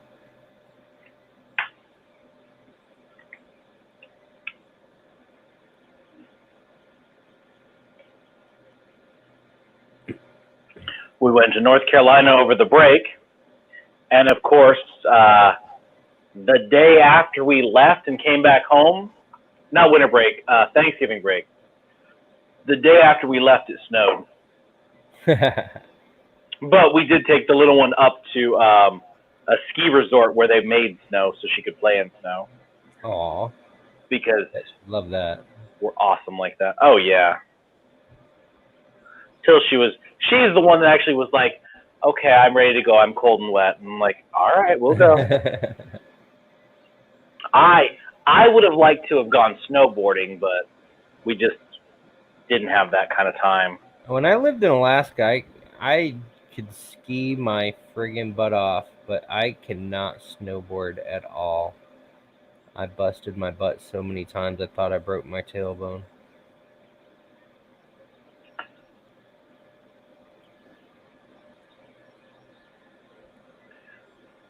So wait, if I call Santic to fix my printers, he'll send me a Groot or Yoda? Because you guys are in Orlando area, right? Who's that? Santic? Isn't he Delta Maker? Or do I have people confused? Oh yeah, Thantic. He's Delta Maker. He's not Andy. Andy's in my Discord channel. But he's that thing I never go on anymore. Another Discord or another Delta Maker guy. Now, Thantic, I'm guessing you're not Bob, right? I think I'm too little for Bob.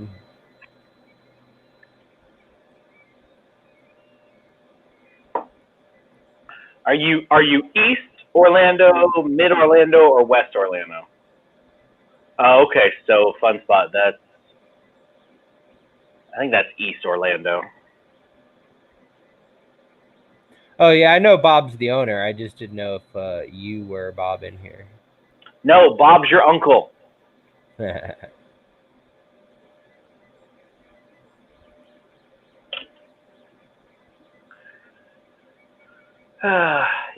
Okay. I know probably about where you're at. I'm much farther west. Over Claremont, Groveland area. You know, Claremont's that city that thinks they're going to be Orlando one day. Yeah, that ain't gonna happen. Orlando's got too much of a head start. Oh yeah. My little city is like, oh, we'll be Claremont one day, and I'm like, no, we won't. You're in those schools. I would be interested to see which school in Lake County you're in, because I don't know of any Lake County school that has decent 3D printers other than mine. Just from what our tech teacher has told us.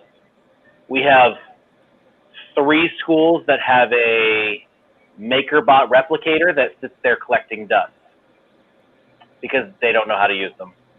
And, you know, the $3,000 printer that doesn't get used. Because MakerBot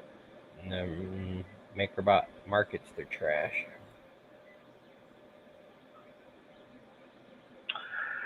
Yeah. Did I show you the amazing deal they offered me a few weeks ago? I don't think so. Sorry. They had an educator's discount that ended up being $500 than their normal price for nothing extra. Wait, it was $500 more than their normal price? Uh-huh. And that was the special educator price. Wow. They assumed you didn't know what the hell you were talking about, basically, and were trying to take advantage of you. Yep. Well, and like, I have no problem with printers that cost more as long as they do what they're supposed to do, you know? I just, if you're looking for a printer as a starter printer, buying the most expensive one is not a good idea. And I think that unfortunately puts a lot of people off. Is this thing where I can see anything yet? Let me see here.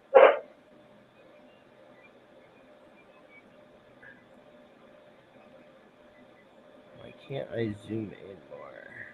So you think if I pause the model? Yeah, if you pause the model, it'll raise all the way up to the top. And not mess it up. And not mess it up.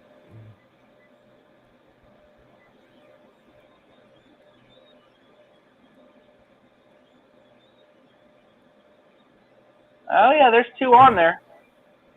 Because unlike FDM, you don't have to align the X and the Y when you resume. Okay. Yep, there's two on there. Stick it back down in the goo. I don't know if you have to on the Mars, but on the Phenom, I have to wait until it goes all the way back up before I can resume it. It didn't go all the way up. It only went up far enough so that you could see it. Oh, see, freaking Phenom goes all the way to the top. Yeah, it only went up like that much. So that was cool. It's got two Rooks printing, and we'll get to see them on Twitter tomorrow-ish. Hopefully. Well, that'd be done by the time you wake up, sir.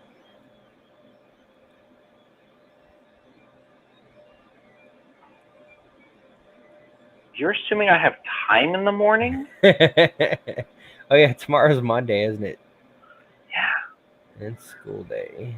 But I only have 4 days of students next week. Yay! How y'all got a 4-day week next week? Because Friday is a teacher work day, and then we have 2 weeks off for Christmas break, and then we go back on a Monday for professional development. Sounds lame. They have to teach me how to be a professional. Sounds lame. I love my job. Please don't misunderstand me, but sometimes some of the things in the teaching profession just is bizarre. So.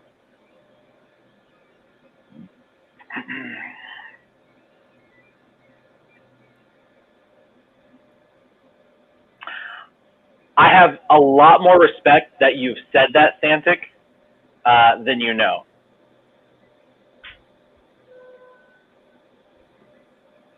What's a Scara?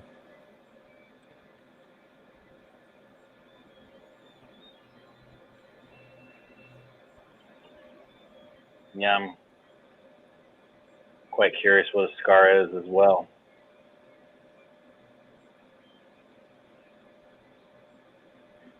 In about 6 months, everybody will be building Alien 3D Tesseracts. So, when are you going to come out with your own resin color, Josh? Yeah, that's not happening. Why not? I may sell resin, but I don't know. Stuff's expensive. He's not slicing. He's building supports. Yeah, I'm not slicing. I'm building supports. Because I think this is. I don't like wasting all the supports.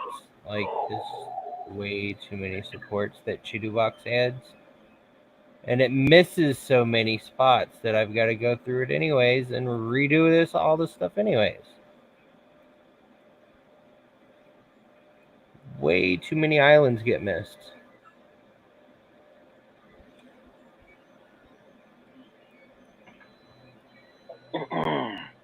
And this is a resin stream after all. Do what? I said this is a resin stream after all, so it's good that you're really showing off the time and detail you have to put into this sometimes. Well, a lot of people don't put that much time. It's not mostly a support-free model. Have you seen all the islands I've had to support? Oh my goodness. See what happens as I puncture a hole in my FEP sheet because a piece of flat resin is breaking off.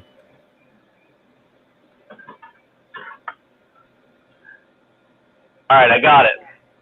I'm going to print a Moai using a 50-50 mix of two different gradient filaments. That should be peculiar. It's either going to be awesome or completely stupid. Did I ever FDM this thing? No, I did not.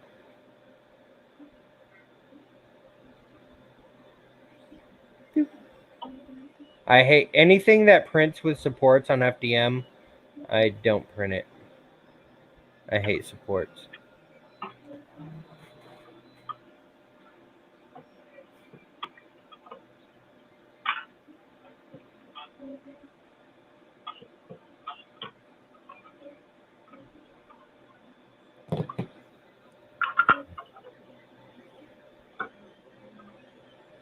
Yeah, but Jordan, there's a difference in FDM. FDM, if you don't put a support in a place, you'll have a little bit of oozing and it'll get wiped off the next layer. Point, just to show that point. When I forgot to support that, it oozes down, eventually builds on itself and has some spaghetti, and it doesn't damage your printer. If I leave all this unsupported islands, it can put a hole in my FEP sheet. And I don't have another FEP sheet because I've already used my spare FEP sheet because it came with a hole in it.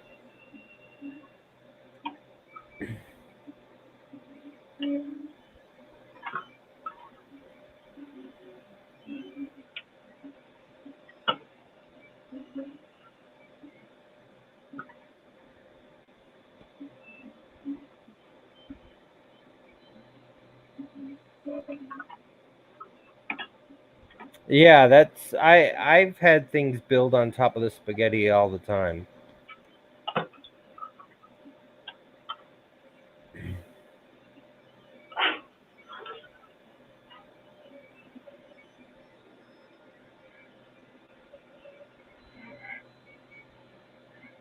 I will say all these little internal things, though, I'm probably that it won't let me support, which I don't understand why it won't let me support them.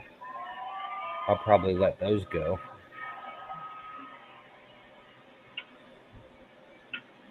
I'll just have to scrape my FEP sheet and filter it after the print.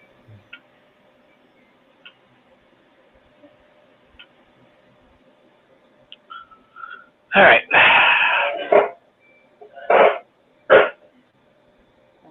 What did I miss? Let's see here.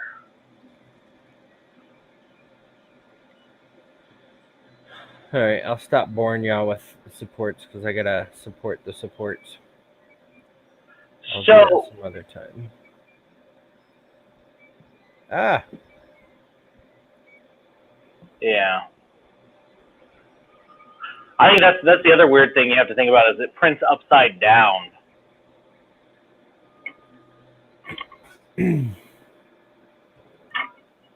yeah, but still, the basic principle is the same, though. If you have an island floating in midair, it needs a support. Right.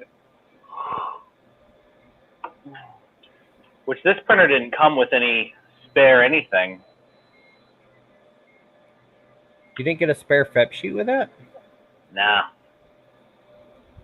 That's interesting.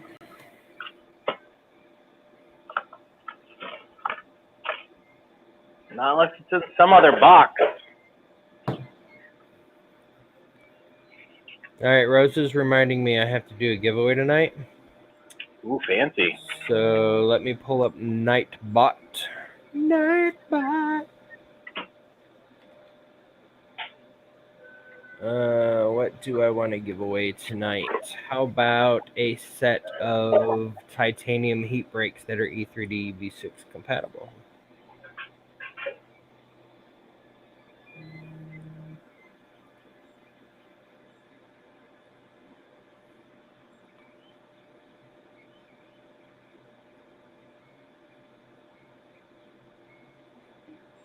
Somebody say something in chat so I can test this gosh darn thing. Something in chat.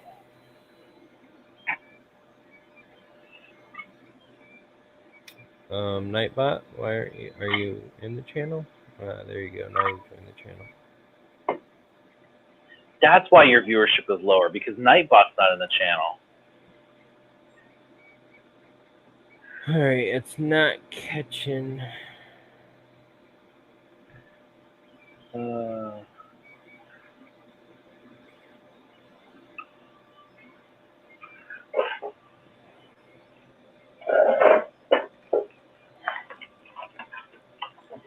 All right, somebody type in the word heat break. One word.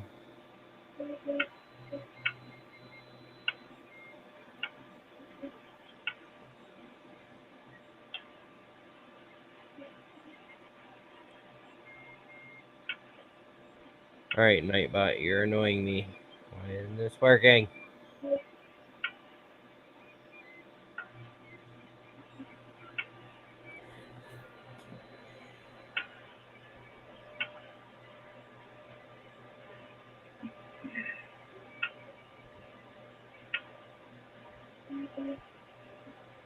Like it's not. Let's see, dashboard. I'm gonna rejoin the channel, see if that'll help. We're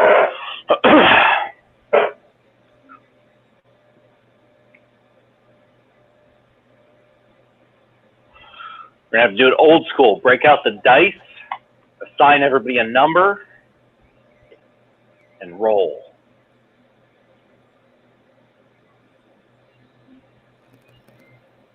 Oh, I didn't even notice. You put my little logo above the picture there. I did. That's fancy. Didn't even notice it. Shame on me.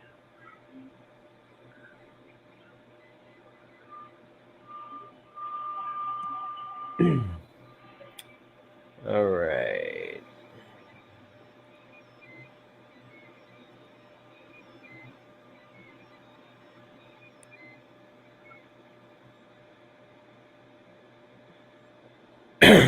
Hang on, there are no eligible users to win the giveaway. Oh, my cookies! All right, somebody say something again.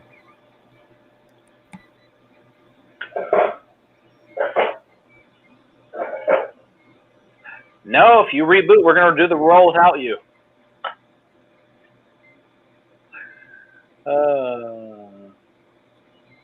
See, it's not picking up freaking even active users. What the flip?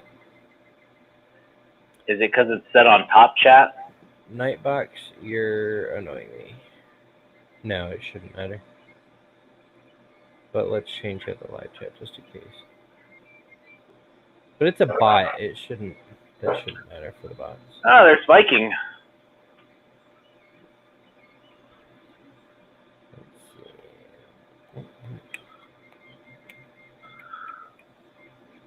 Let's part the channel again and join the channel again.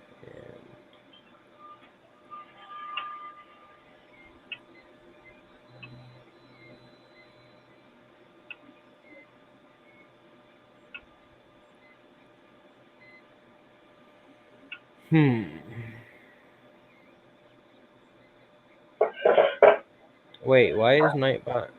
That may be why.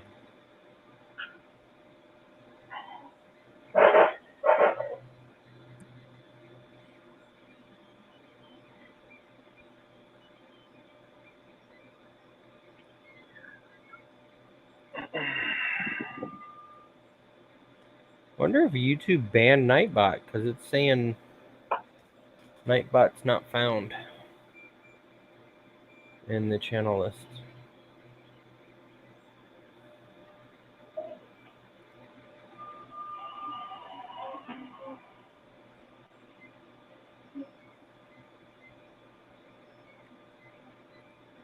Yeah, that looks good. Seems like they're banning everything else these days. It's almost like YouTube doesn't want you to even be on their platform anymore. Yeah, Nightbot's YouTube channel has been terminated for violating YouTube's community guidelines. That explains it.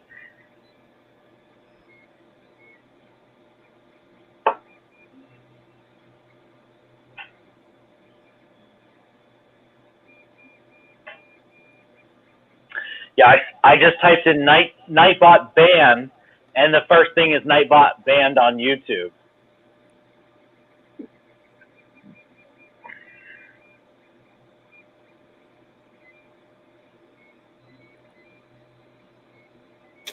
All right, so how am I gonna do a giveaway?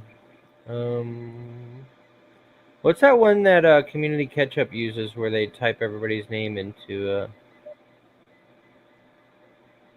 roller thingy? I don't know. How to do give on YouTube?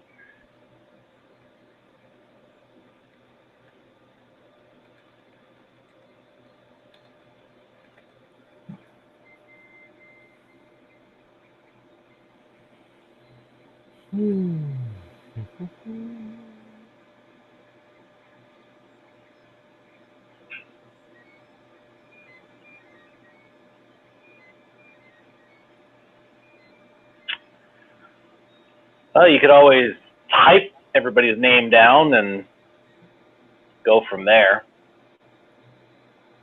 Well, it looks like there's a random comment picker thingy.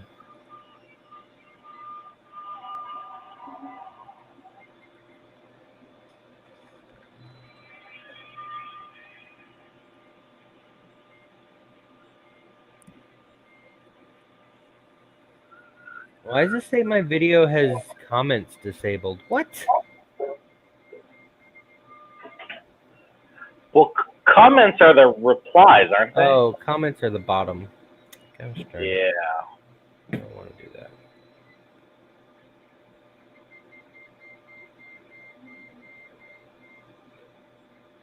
Tanny says namepickerninja.com. Namepickerninja.com.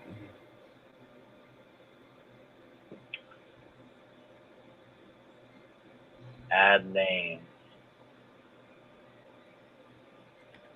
All right. So we're going to go with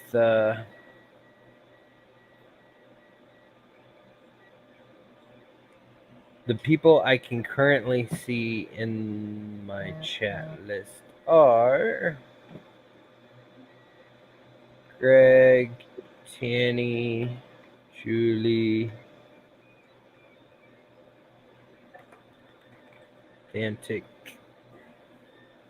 It's okay, Sanic. They downvoted because we already unboxed the Mars and they missed it. Michael. Never let the machines win. Let's see here. Take it, Dad. Viking.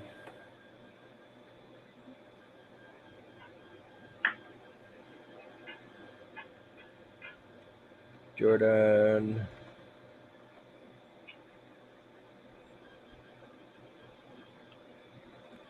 Bobus. Let's see.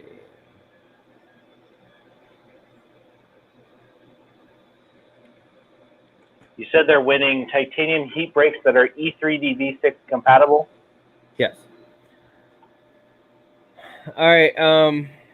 I think I got a bunch of people.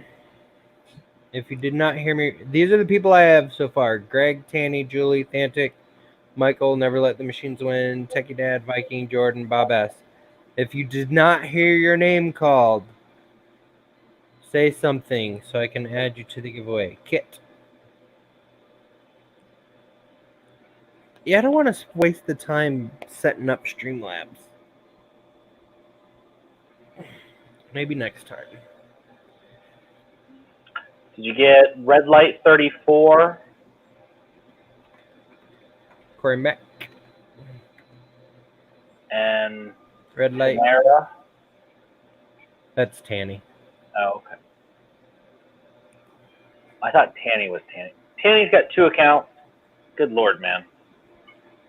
1, 2, 3, 4, 5, 6, 7, 8, 9, 10, 11, 12. I've only got 12 names and it says there's 22 people watching. Corey Mack. Can't you see a list of who's watching? That was Michael Cassell. Do what? Can't you see a list of who's watching? No. That's weird.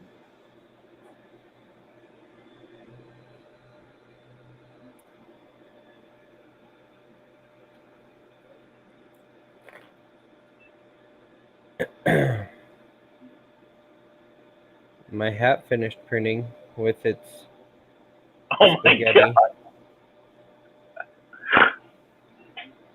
Oh my goodness.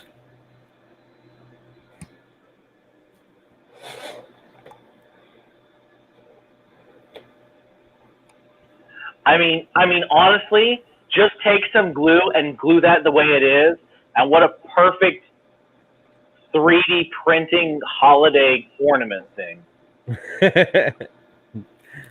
No, I'm putting some cotton on here.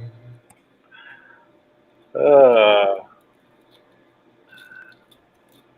right. Anyways, yeah. So I'm gonna give everybody 30 seconds. If you have not said something in the last 2 minutes for me to get your name, then say something now or forever hold your oily pieces. and never have a titanium heat break that is E3D V6 compatible. So, Mad Monkey, he has 2 of them that I sent him. Gene, do you want to be in the running for 2 titanium heat breaks? But anyways, Jordan has 2 of them, so he can tell you whether he likes them or not. And they're E3D V6 compatible. I also have one on my Sidewinder.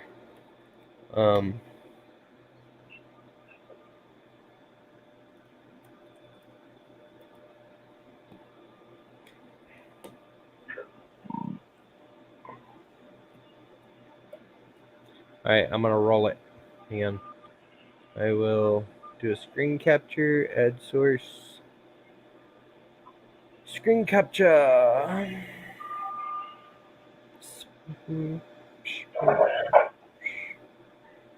Desktop 1.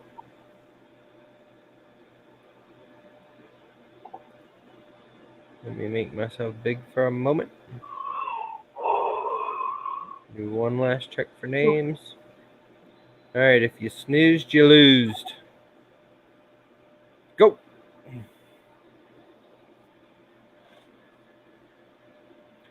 Julie! Wait. Okay, hang on. So Corey Mack won the week before and then got rolled again last week. So we re-rolled. Julie won the re-roll last week and then she gets picked this week. What the heck? There you go.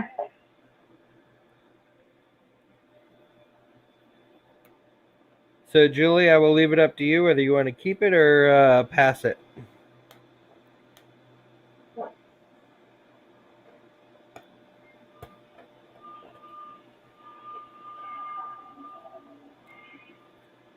They're 3D Passion heat breaks, not E3D. They're E3D compatible. But they're from 3D Passion.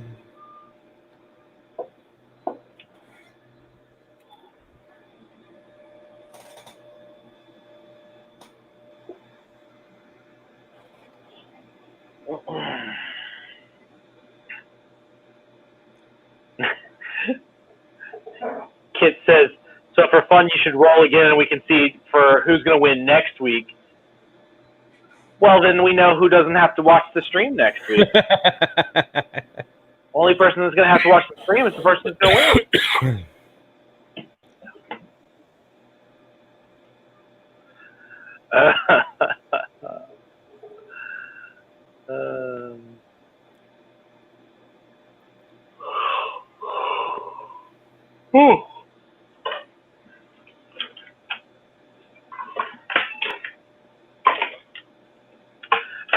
So I found one of those projects while we wait for Julie to make her decision.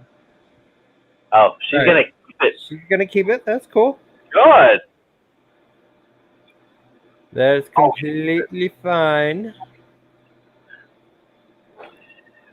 So I found one of those random projects that I started and never finished. My daughter and I, over the summer, she said print dragonflies because we were doing that resin casting. So we 3D printed dragonflies, made colored resin, and poured it in the wings.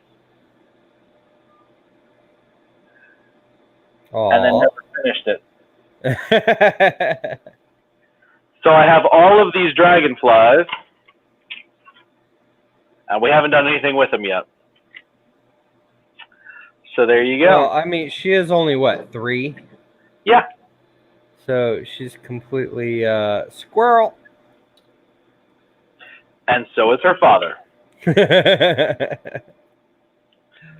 But I remember I remember because I was talking to somebody at Maker Faire about this, and she was like, "You can pour resin in 3D printed plastic," and I'm like, "Yeah, it's very easy," because I guess she was doing it on wood and ceramic tile and stuff. So if you're ever wanting to make a little sun catcher for your windows, not that one. That one's now gone. But it's really easy. I think we were going to do butterflies too, but I haven't drawn one up yet. So that's always a fun thing. It's too bad that you can't do a 2-part resin in the UFO box for one of the projects, where they could mix it with a little color and pour it into something and make a sun catcher. Theoretically, if I wanted to take the time to do it, I probably could. Yeah, but you'd have to... I'd have to buy a bunch of sealable bottles and... Yeah. And pour them into each one, and...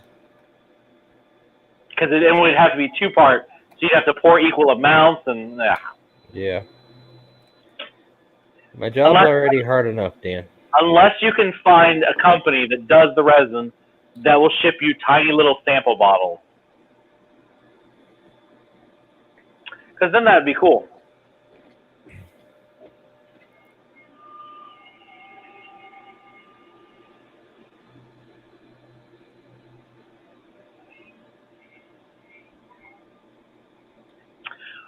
All right, so the Moai on the 810M is going to be weird. Hey, look at that. I have a Santa alien.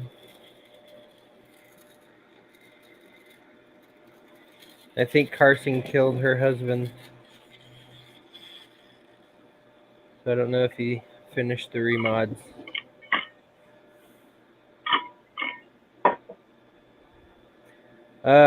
Rosa says goodnight, everybody. She's a slacker and she's going to bed.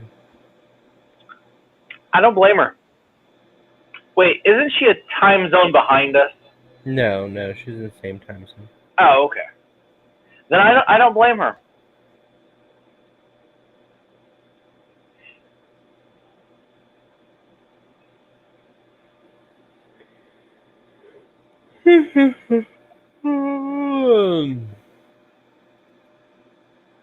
It's at 41%. Yeah, you got a couple hours left. Yeah. I've got 3 hours left on a 6 hour and 27-minute print. Yeah, you got a little time left.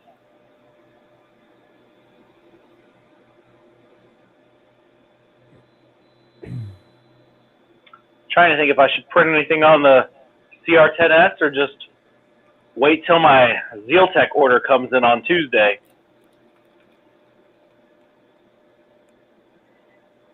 Wait, doesn't Tanny do packing at Zealtech? No, he doesn't do packing. Oh. He does tech stuff. Shuck. No, but that'll be good because I'm going to get a life-size Yoda going now that I've replaced the entire hot end on that thing. So. I want to do a life-size Yoda. 12 inches tall. 200% scale with bowl. You know what I just realized? What's that? My heat break on my Sidewinder is clogged. I could just take the heat break off and put a different one on. Didn't we say that at the beginning of the stream? You said you didn't want to do that because it would cut into your profits. Did I? No, of course not. I don't think I said that. Maybe we're just talking about hot ends. Yeah, it was hot ends. And then send the clogged one to Julie. Catch you later, Thantic. Oh, that's a good one. That's so messed up, Mike. Do it. Do it as a joke. Of course, I don't know Julie, but I'm guessing she would probably like unclog and be like, look, now I have two.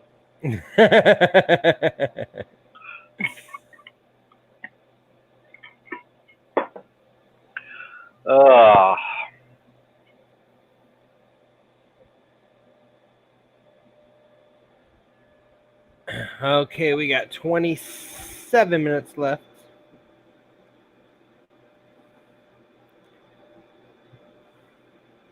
So what do you think about this? Have you tried that water washable resin yet? I have not. Jordan has. I couldn't find it on Amazon. It was too expensive. It was like 2 or 3 times as much for the water washable than the regular stuff. And I was like, it's just not worth the extra price for me. Oh yeah, I'm sure Mike has tried it too. Let's see. Mine cost me $34.99 for 1,000 grams. Yeah, I paid about the same for Soraya Tech. Yeah. Well, I just figured if I'm going to get the Mars, I might as well just go ahead and get their resin. And for now.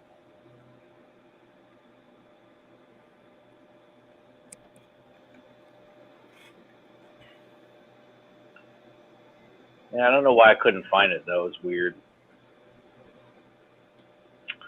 Let's see. Yeah, $34.99 for 1 kilogram of the gray. And I think the green is about the same. Oh, it was $39.99 when I bought the screen. But now it's $34.99. So it's cheaper now than it was when I bought it. Jerks. But Which is good. well, on the plus side, because both of my build plates came damaged for my Phenom, they sent me 3 kilogram. No, either 3 or 6 kilograms of the green resin. That's nice. I will say though, the funny thing is, this resin is still cheaper than the filament for the DP200, because the DP200 is $35 for 750 grams. You don't even get a full 1,000 kilograms in that stupid thing. So, anybody want to buy a DP200? $800. So Normally $1,000 on Amazon. So you can have chipped filament that's basically eSun, isn't it? Yeah, it is eSun. And you don't even get a full roll, unfortunately. But it will print ABS. If that matters. It's enclosed, right? Yeah. Yeah, I can move this.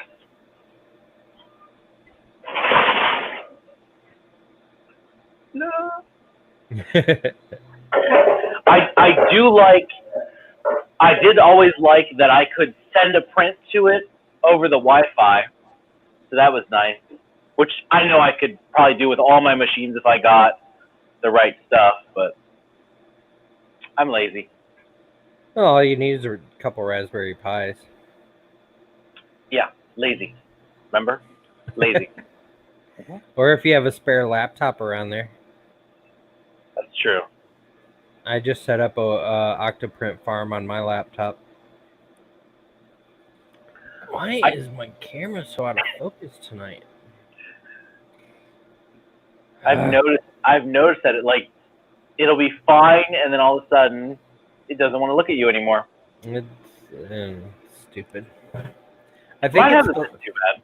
Well, I think it's the lighting, because usually I have camera lights on. But because my DSL is down and has been down for going on 3 days now, Alexa can't talk to any of my smart devices. Mm. And I'm pretty sure Alexa. Yeah. She's flashing red at me, even though she should be connected through my hotspot. Here you are setting mine off now. Ooh, Alexa, play Baby Shark. No. Absolutely not. I'll plug it. I've had enough Baby Shark. Thank you very much. The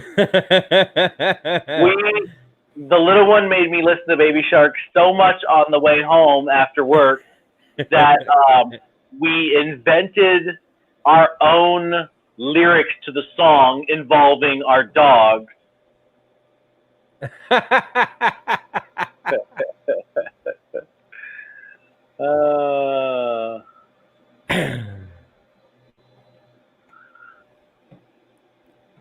Oh, my co-host finally decided to show up. Oh, is that Viking? Yes.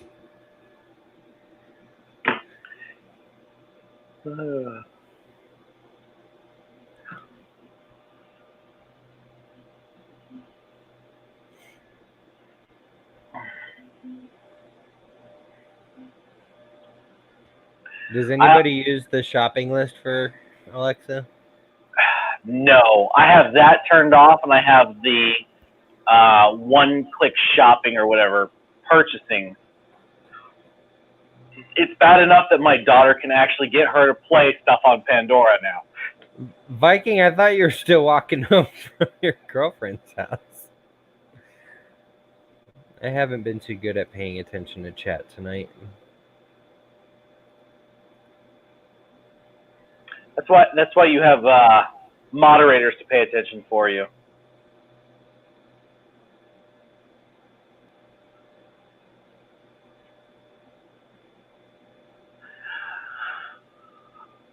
Greg talks about that Prusa Mini. I'm torn because, like, I like my MK3, but I don't know that I would buy a Prusa Mini over a Sidewinder. They're about the same price, right? Yeah, I think the Mini is $349 and the Sidewinder is $400. But the Mini is smaller than the. Yeah, the smaller print volume just doesn't seem worth it to me. I really thought that their next printer would be something bigger, and I get their justification. Their justification is based on their statistics. People don't even max out the bed size on the MK3, and that's true. I don't max out the bed size on the Sidewinders, but when I do want it, I have it. Tanny, it's not about being popular. It's just me and Viking discussed long, many moons ago that on Alien After Dark, he would co-host with me when he was around. Hi guys. Hey, Bucker. I'm not popular enough either, Tanny. That's why I what's it called? I hijacked the stream to do my unboxing. That's not true. It's so true. Yeah. I can't see doing an unboxing for a video and then putting it out there and being like, look, I've unboxed this. Well, that was boring. But maybe I'll actually do a review myself. Maybe. So you have unboxed the Mars today? Oh, yeah. Yeah. Okay. I Yeah, missed that. it's halfway through a Rook print. Nice. 2 rooks. It prints 2. 2 Rooks. Yeah. Nice. Although it was what, Matt who was trying with alcohol inks in it and Yes. dyeing his resin. Those looked cool. So once I get more comfortable with it, I think maybe I'll play around with that because I bet you that'd be really cool too. Yeah. My gosh, you've been out here this whole time? I have a doggy bed under my workbench because Jazzy, the little black one I've got, follows me everywhere. I didn't even realize she's been out here this whole time. Greg, your wife got you a resin printer for Christmas? That's awesome. That's awesome. Yeah. Like, I've had people ask me if I'm going to, now that I'm getting into resin printing, if I'm going to do a UFO resin version, and the answer is no. The only way you would be able to do that is if somebody would pre-make like 200-gram bottles. And I don't even, like, yeah, maybe on the smaller resin printers, like the resins, that would probably work.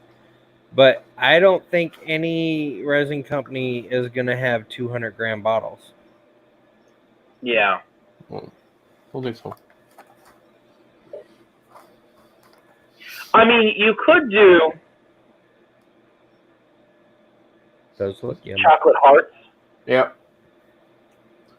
You could do like a bottle a month where they get the whole bottle. But that, like, are there how many different brands are there? Probably not many. No. Well, and wouldn't you be liable for damages if they are stupid enough to hurt themselves? Probably. Yeah. So don't sell it. It just seems like too much of a pain in the ass to me. If you want resin, go out there and buy it. Yeah.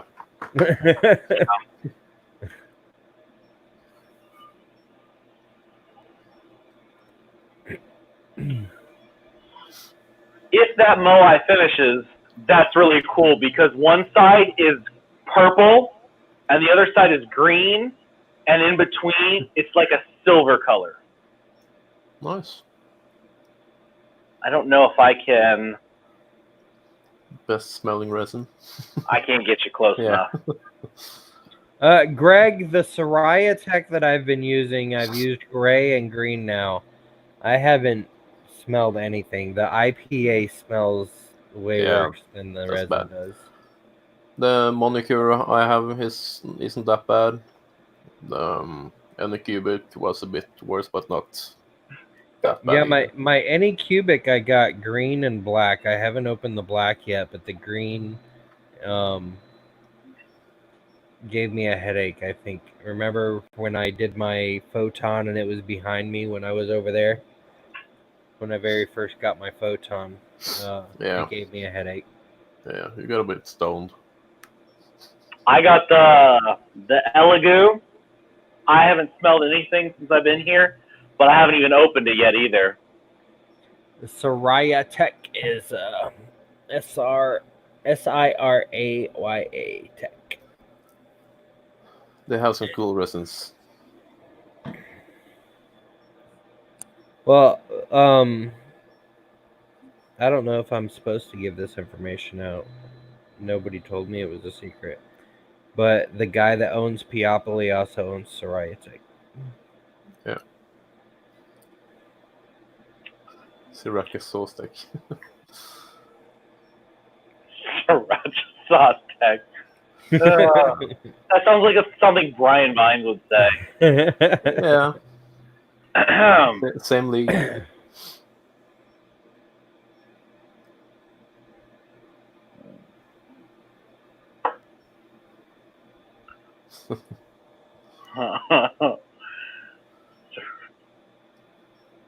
Oh my goodness. Can't even. Yeah, it's What- probably not a secret, but I was not aware of it until somebody told me last week. I suspected they were working together, but I didn't know they were both owned by the same company. Well, that's okay. I didn't realize that Tinkers wasn't one of the main people at Protopasta. Yeah, he's just an employee, right? 6 months. Yeah, and he's only there like 1 day a week because the rest of the time he does it from off-site. Yeah, and he does tech support, I think, too. Which is not to diminish what he does there, because I think he was very instrumental in the workshop. Oh yeah, yeah. I mean, Tinker. It's okay. Tinkers is a very important person, but he's not, like one of the owners. Right, I thought he was. Yeah. Like in the very, very beginning. It's been a long time, but that's what that reminds me of. There's a lot of things in the 3D printing community that, like, if you just do Twitter, like, really that's all I do, you're missing so much. Right. The other day I looked at Instagram for 3D printing stuff, and there's people like I've never even heard of them printing things I'm printing. That's why Viking keeps getting on to me for not posting on Instagram enough. Instagram is nice. It's easy to get followers too. Yeah. But you need to be active. Me, for instance, there was a month or two I wasn't active at all, and when I started again, then I didn't get close to the same views and likes I used to. Right. So you need to be active. So I'm starting to build myself up again in responsiveness. It's the algorithm that does it. Yeah. Yeah, it was funny. Spoiler alert: January is going to have protopasta in it. But I ordered it like a week ago, and I messaged Tinkers afterwards, and I was like, "Hey, well, I had to ask him a question because I don't want to spoil to you guys what exactly it is. But I was like, does this stuff weigh the same, or is it the same length?" And he's like, "Here's my number. Call me. We need to talk." So I had to call him. But yeah, I had to, because they only sell 500-gram rolls. I had to buy 30 rolls. Oh, yeah. They have looked into the 1 kilogram rolls, because I know I've got a dev roll that's 900, or it was 975 grams, that they sent me long ago. So they've looked into making them 1,000, but it just the price is so much more because already at the 500 it's so expensive. But and it works great on my Crealities. I just can't put it on my MK3 anymore until I upgrade it, and I haven't done that. So, what do you got printing there? Another Alien 3D Alien.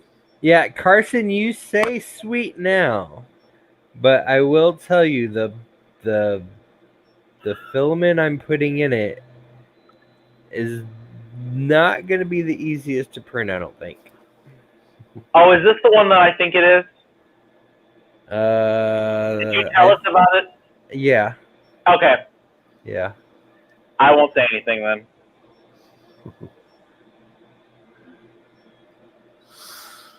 Yeah.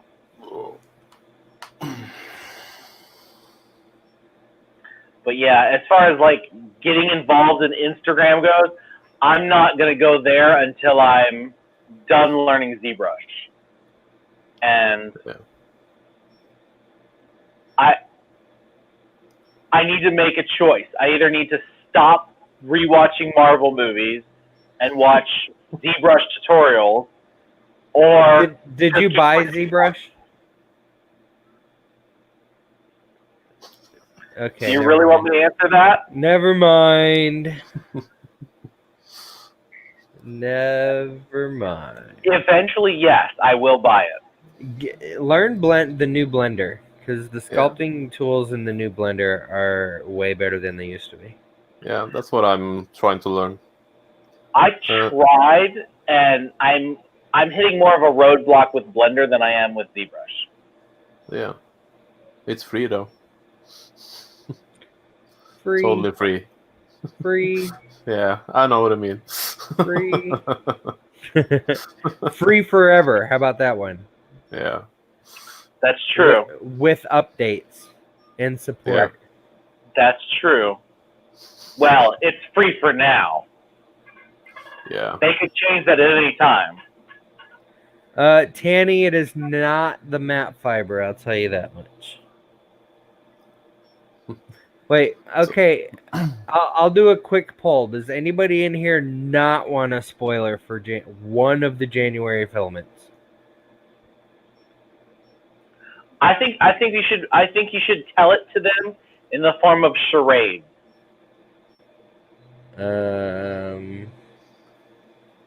How would I charade that? I have no idea.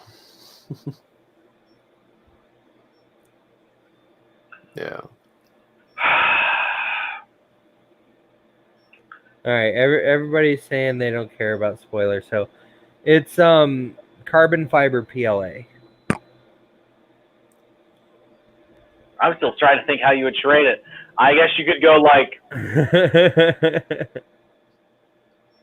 I don't know, like bong but minus the G.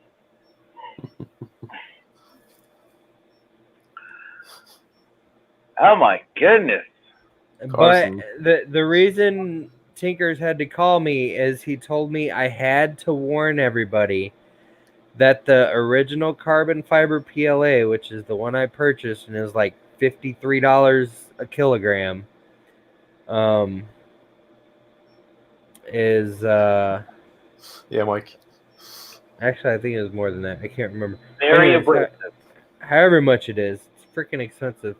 But he said that it's got a 15% fill and a different plastic than the new stuff.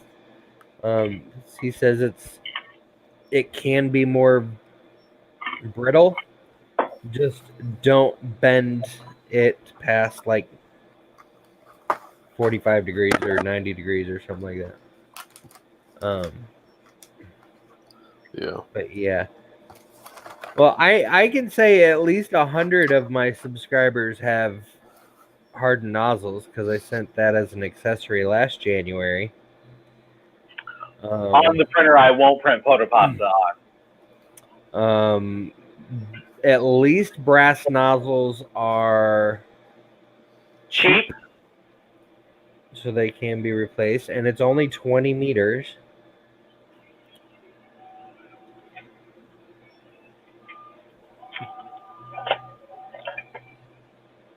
So, did you go through that Blender course, Josh? I don't have time. Yeah. Like I signed up for it in October, and I told the guy I will take it when I can take it, but I was going to Earth and then going on vacation. So when I got back, he said, "Hey, I went ahead and moved you to the November class, since you weren't Yeah. here." And so I did watched like the first 3 videos, which was like an intro video to the course, an intro video to Blender. And then I was like, okay, I don't have time for this. So yeah, I paid $200 for a class that I still haven't taken, but supposedly I've got lifetime access to it, so whatever. Yeah, that's nice. But So when yeah, version 3.8 come out, then you'll have time to do the 2.8 course. maybe. Yeah. Yeah. And like the same thing is true with Shane Olson's course on ZBrush. That one's like $700. So you buy the program for $800. You buy his course for like $700. Yeah. And I'm sure it's great if you have that time. If you're a student of like design, or I don't have time for that. Right. That's why I like Tinkercad, because you can pick it up and make something pretty quickly. Just look at what my students do. If I'd let them design their rockets and print them, that would have been awesome. But we just didn't have that kind of time. That would have been cool. Slacker, you should have known about it 2 months ago. To be fair, I was just going to do my downhill gravity car project, but then I saw this and I was like, I'm not teaching math. This is easier. I'm going to do this. But I could, you know what I could do? I could let them design them over the winter break, print them, and then do it all over again. Yeah. Are you doing the racer car thingies with the CO2 cartridges? No, we never did those. Or the weighted ones, the downhill ones. Yeah, we're not. I'm not doing those this year. I'm also not doing the Great Wall of China block. I got rid of that. Yeah. It was really cool, and if I'd still been in math, I would still do that because it went really well with that lesson. But then it was like, it takes up so much room. I'm like, no. How big was that thing? It was about 16 feet long already. Wow. Because it took up 2 8-foot tables. So it was almost 16 feet long. And that's just 2 years. Wow. If I'd stayed in math, I would have kept doing it every year. It took 5 rolls of filament every year. And, yeah. Hours and hours and hours of printing. But the first year, I did all the printing on the Mod Ts. 7 hours per 2 block. And half the time they failed. Oh. Tanny, call your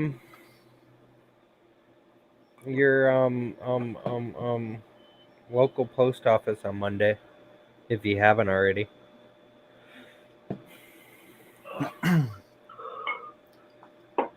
I use that same line and be like, look, here's my tracking? Actually, you know what, Tanny, give me your tracking number, and I'll just say that that one's mine. Like, yeah, I ordered this, and it got shipped to the wrong address. So, guys, do you think I should buy the Hero 101 for $23? I think Hero 101, what? And a really old and cheap Delta. For how much? $23, I think. $23? Why Yeah. not? It's really cheap. So, and I haven't got the Delta. Like you could even source parts and Yeah, out of upgrade it. it with more quality parts. Oh, Yeah. I shoot, bought I some forgot. Deltas. I got one of them working. Yeah.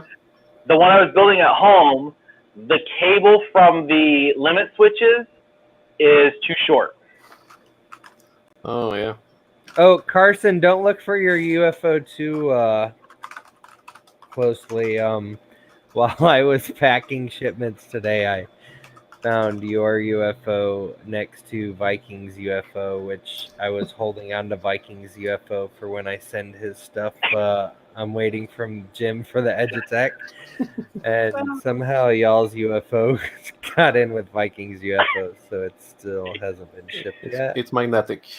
I'm gonna ship it tomorrow. Oh no. Well, My UFO there's was lonely. Well, there's another guy. I can't remember his name, but he emailed me and wanted me to hold his UFOs until February because he was out of the country until February. So I'm wondering if I accidentally sent his and held theirs instead. Oh. Yeah. Yeah. It happens. Notice he waits till Rosa is gone before he says these things so he won't get in trouble.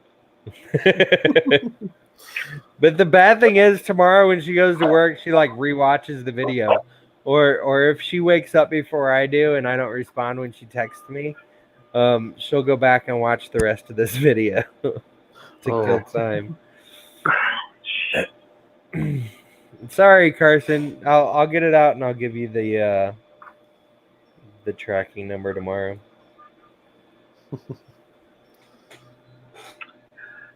Now, Carson, this is where you say that you want a little extra candy in your box as a late fee.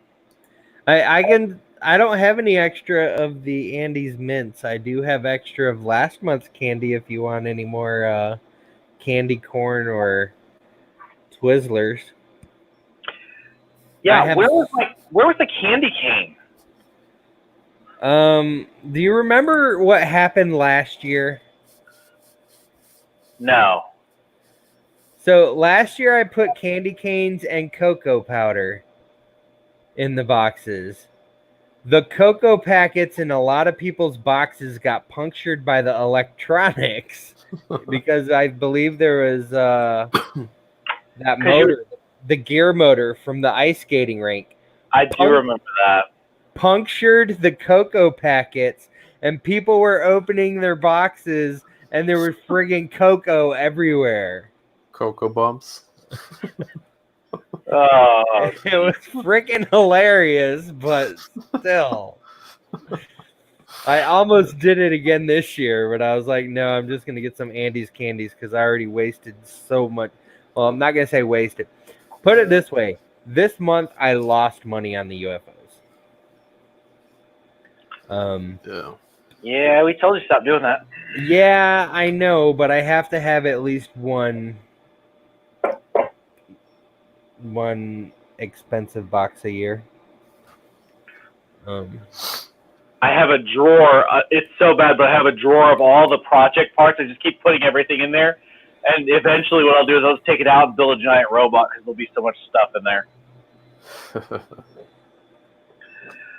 Yeah, there's a few people that have been telling me they're saving all their project parts and they're going to try to build something big.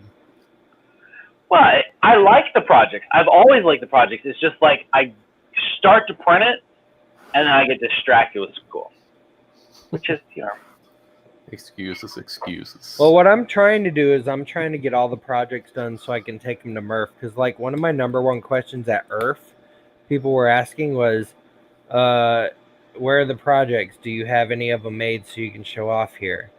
So I want to make all the cooler projects, like the crappy turkey timer.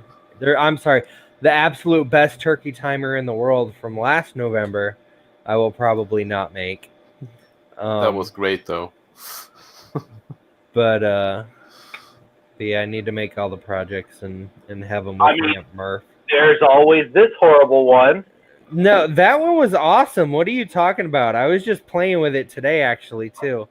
Well, playing with the lights from it, because while I was cleaning, I found the demo board that I made for it, and I was playing with it today.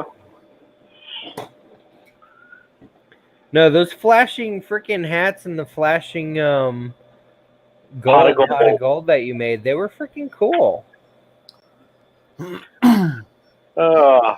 And that's also the month I put the paint in the boxes, and that was my first hate mail. Yeah. I thought the paint was nice. I still have some of it, I think. Yeah. I would like to paint.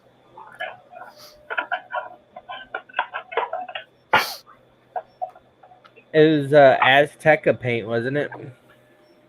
Yep. I got some red, some green, some brown, some blue, and some yellow. Yeah.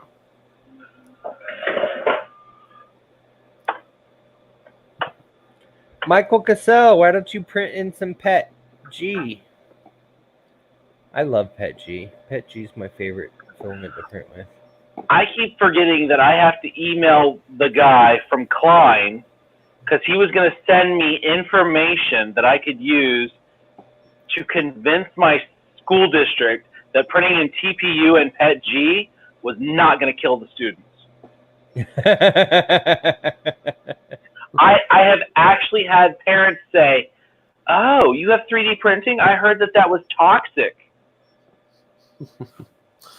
Yeah. No, we don't print in ABS. Nice, Corey. So I found a random flash drive. I know it's mine, but I don't know what's on it. Is that bad? No. You should check. Oh, that's awesome, Corey Mac. What have you done, Jordan? Did you format the wrong disk?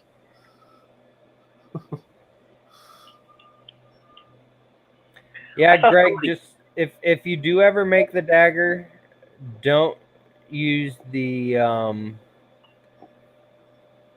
fiber optic cable and the rod that goes up it.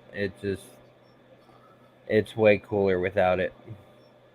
I thought it would be cool to make it like do lightning effects up and down the blade, but the fiber optic is just, it doesn't give off enough light. Somebody had 3D printed a Kingdom Hearts sword that was flame, and depending on how you held it is how the flame moved inside the blade. We were showing that off last night. That was cool. Yeah, it's real nice.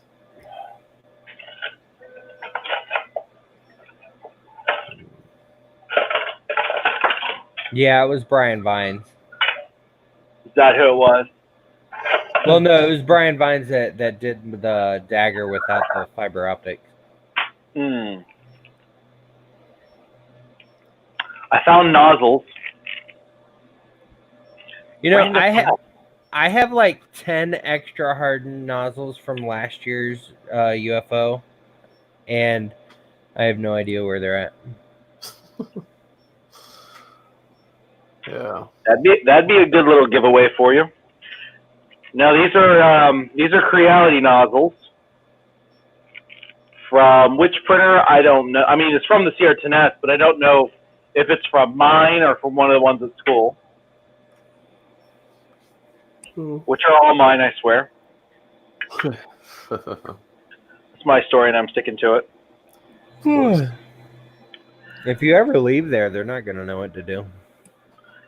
Well, so here's the thing. As the grant writer, once 5 years has expired, whatever was purchased with the grant becomes my property. Really? Oh.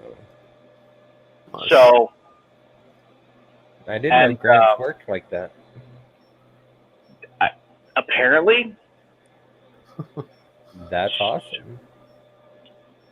Not that I'm going to need that many printers or that I will be leaving anytime soon, but and then the other thing is, once the current principal leaves, Nobody at the school has any clue what's going on anyway, so nobody will know any better. Yeah. And you'll need to delete this video so there's no video evidence. Oh, goodness. It's still red. Like, I'm actually happier that it's red. Like, I can't get over the fact that the Mars is red and not orange. Well, isn't it advertised with red? I thought it was advertised as orange. I think you have orange on the brain. No, it's red in the picture. Yeah. Maybe it's because you're wearing the orange hat. Yeah, because I haven't gotten my green one yet. I just had it made. Green hat. I had to order more hats for my aunt. I think there's some filament you were supposed to send me too. Yeah, that's sitting on the back of my couch. Josh? What? I have no caps. And then there's the pumpkin that you have, and I gotta find the lid to the pumpkin. I don't care. It's in my closet. I'll just print a new one. Oh, but wait, hold on. You're gonna love this because without saying the name of the filament, you'll know who this is.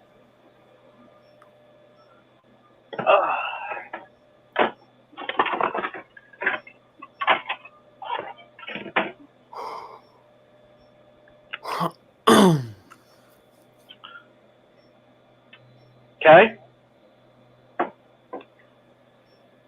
Try to hide that. Okay, here we go. Normal orange filament, right?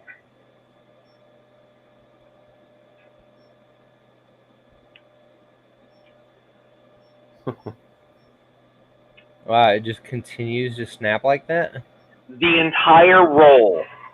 I took this up to North Carolina to print stuff with it, and every time I try to find a spot that it doesn't.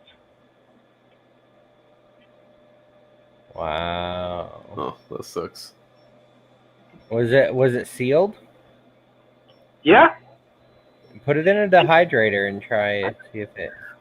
I'm going to. I finally got that set up. I just need to figure out how to. But like, I don't think it's a hydration issue. I think it's when this roll was made, there's not enough of the elastic stuff in it. And so like every little movement snaps it. I tried to run it through the pallet and it would just shatter inside the pallet. Oh, that sucks. Yeah, I didn't have any problem with the Knights War Red, but I did. Like I've even had my Knights War Red out for a while. I don't think it's in here. I think it's out on my shelf. But like literally, I have filament. I do not. Oh yeah, you monkey. You said yours. I remember that. But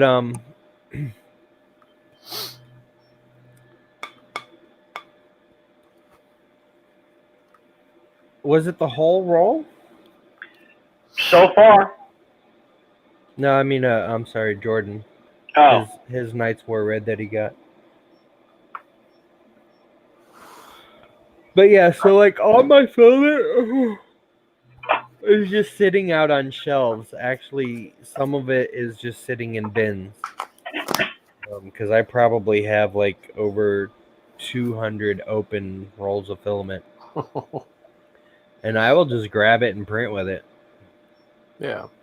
I got many the ones I got in the bathroom. I have no problem. Works great. The only time I've had a problem with this brand of filament was the one sample that you sent last Halloween. I don't remember when it was. It wasn't orange. No, it was purple. Yeah. Other than that, every other roll of filament I've gotten from them has been great. Yeah. It's I think they changed their formula a bit, because I noticed their newer stuff isn't as breaky. I don't think I have enough Godzillas. I'm just looking up here. I've got 3 Godzillas up there. I only have one. I mean, I'm it's none. a big one, but I only have one.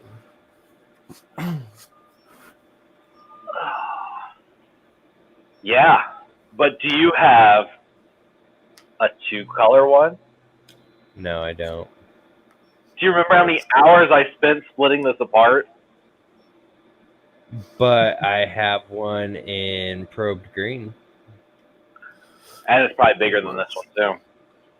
This was, you know what? This was one of the first prints off the Sidewinder and the other palette. Yeah.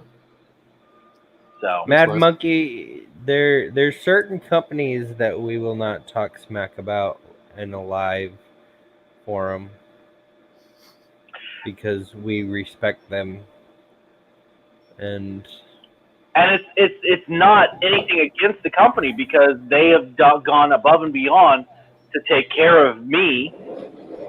It was just that one roll was just weird, and I've been trying to use it up just to make it go bye-bye. It's a great company. Every other roll of filament I've gotten from that company has been amazing.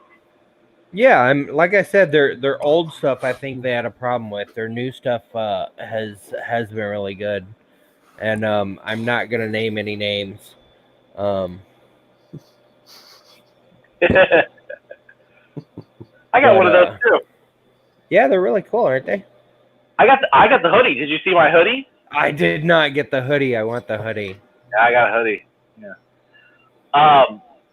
Never let the machines win. What I did is I actually learned how to use Mesh Mixer to slice that thing apart before he released it because then he went back and he released it. Garrett released it as a multicolored model. But I actually learned that, went through, sliced it, kept crashing that. Eventually I had to cut it into 5 different pieces before I could then separate the body from the fins.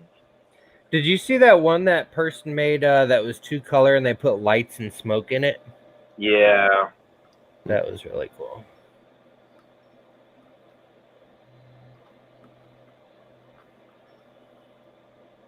That Moai I started printing will be done before the Mars is done. Good grief. That's cool. Hey, did you guys see the new Mark Rober video today where he did the Mail Thief Glitter Bomb version 2? I saw Wasn't some that thumbnail. one fake? No, it wasn't fake. Yeah, the last one was fake.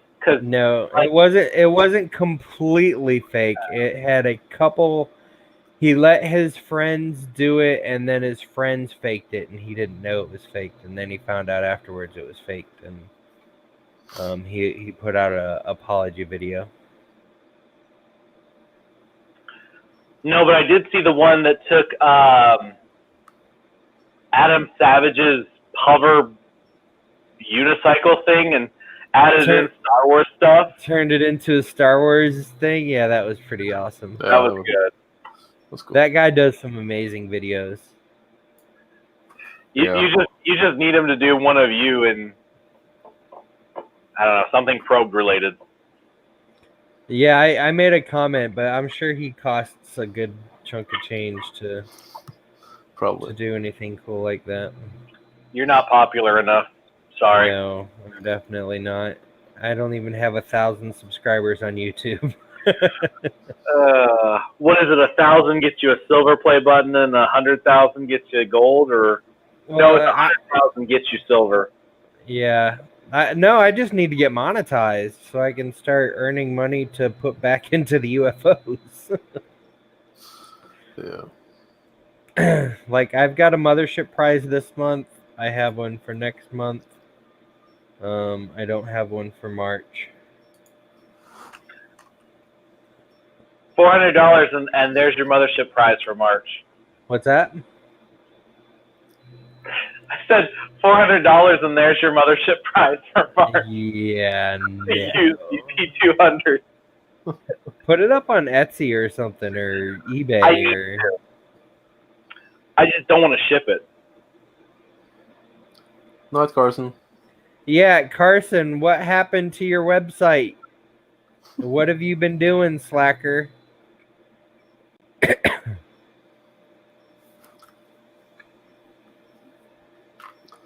You haven't contacted me anymore.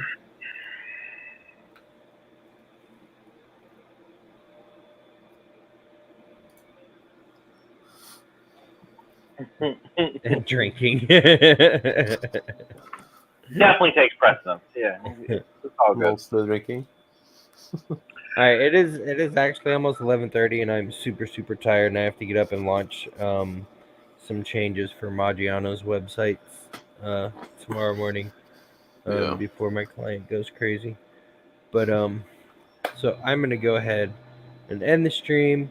We'll lead with Dan the Man. I'm Alkesh1 on Twitter. I don't do anything on YouTube yet. I'm not on Instagram, and I'm not on Facebook. But hey, the Mars is set up and printing, and hopefully we'll get to look at some prints sometime in the future. That's all I got. Nice. Viking? Yeah. You'll find me on Instagram, Twitter, Facebook, and YouTube as the 3D Print Viking and 3dprintviking.com. I'll soon post something on YouTube as well. I said that for a while, but it's getting closer. And now I have some energy after being sick. Yeah. Yeah. I'm slacking, I know. Probably tomorrow I'll order the FL G Core XY, pretty large printer. So I will unbox and review that when I get it. So yeah, that's it for me. And I'm Josh from Alien 3D, alien3d.us. I pretty much sell almost everything now. And if I don't sell it, let me know and I'll try to sell it for you. But check out my website. A lot of new things on there in the last couple months. And I think everybody here is usual suspect people anyways. So you all know me. Anyways, thank you guys so much for hanging with us tonight and discussing resin stuff. And we pretty much went off topic all night anyways. But thank you guys to my subscribers. Thank you to my customers. Thank you to my beautiful girlfriend, who is such a total slacker that she goes to bed way too early and claims to get up early, and I don't know, but I love you, baby. Yeah, so peace out.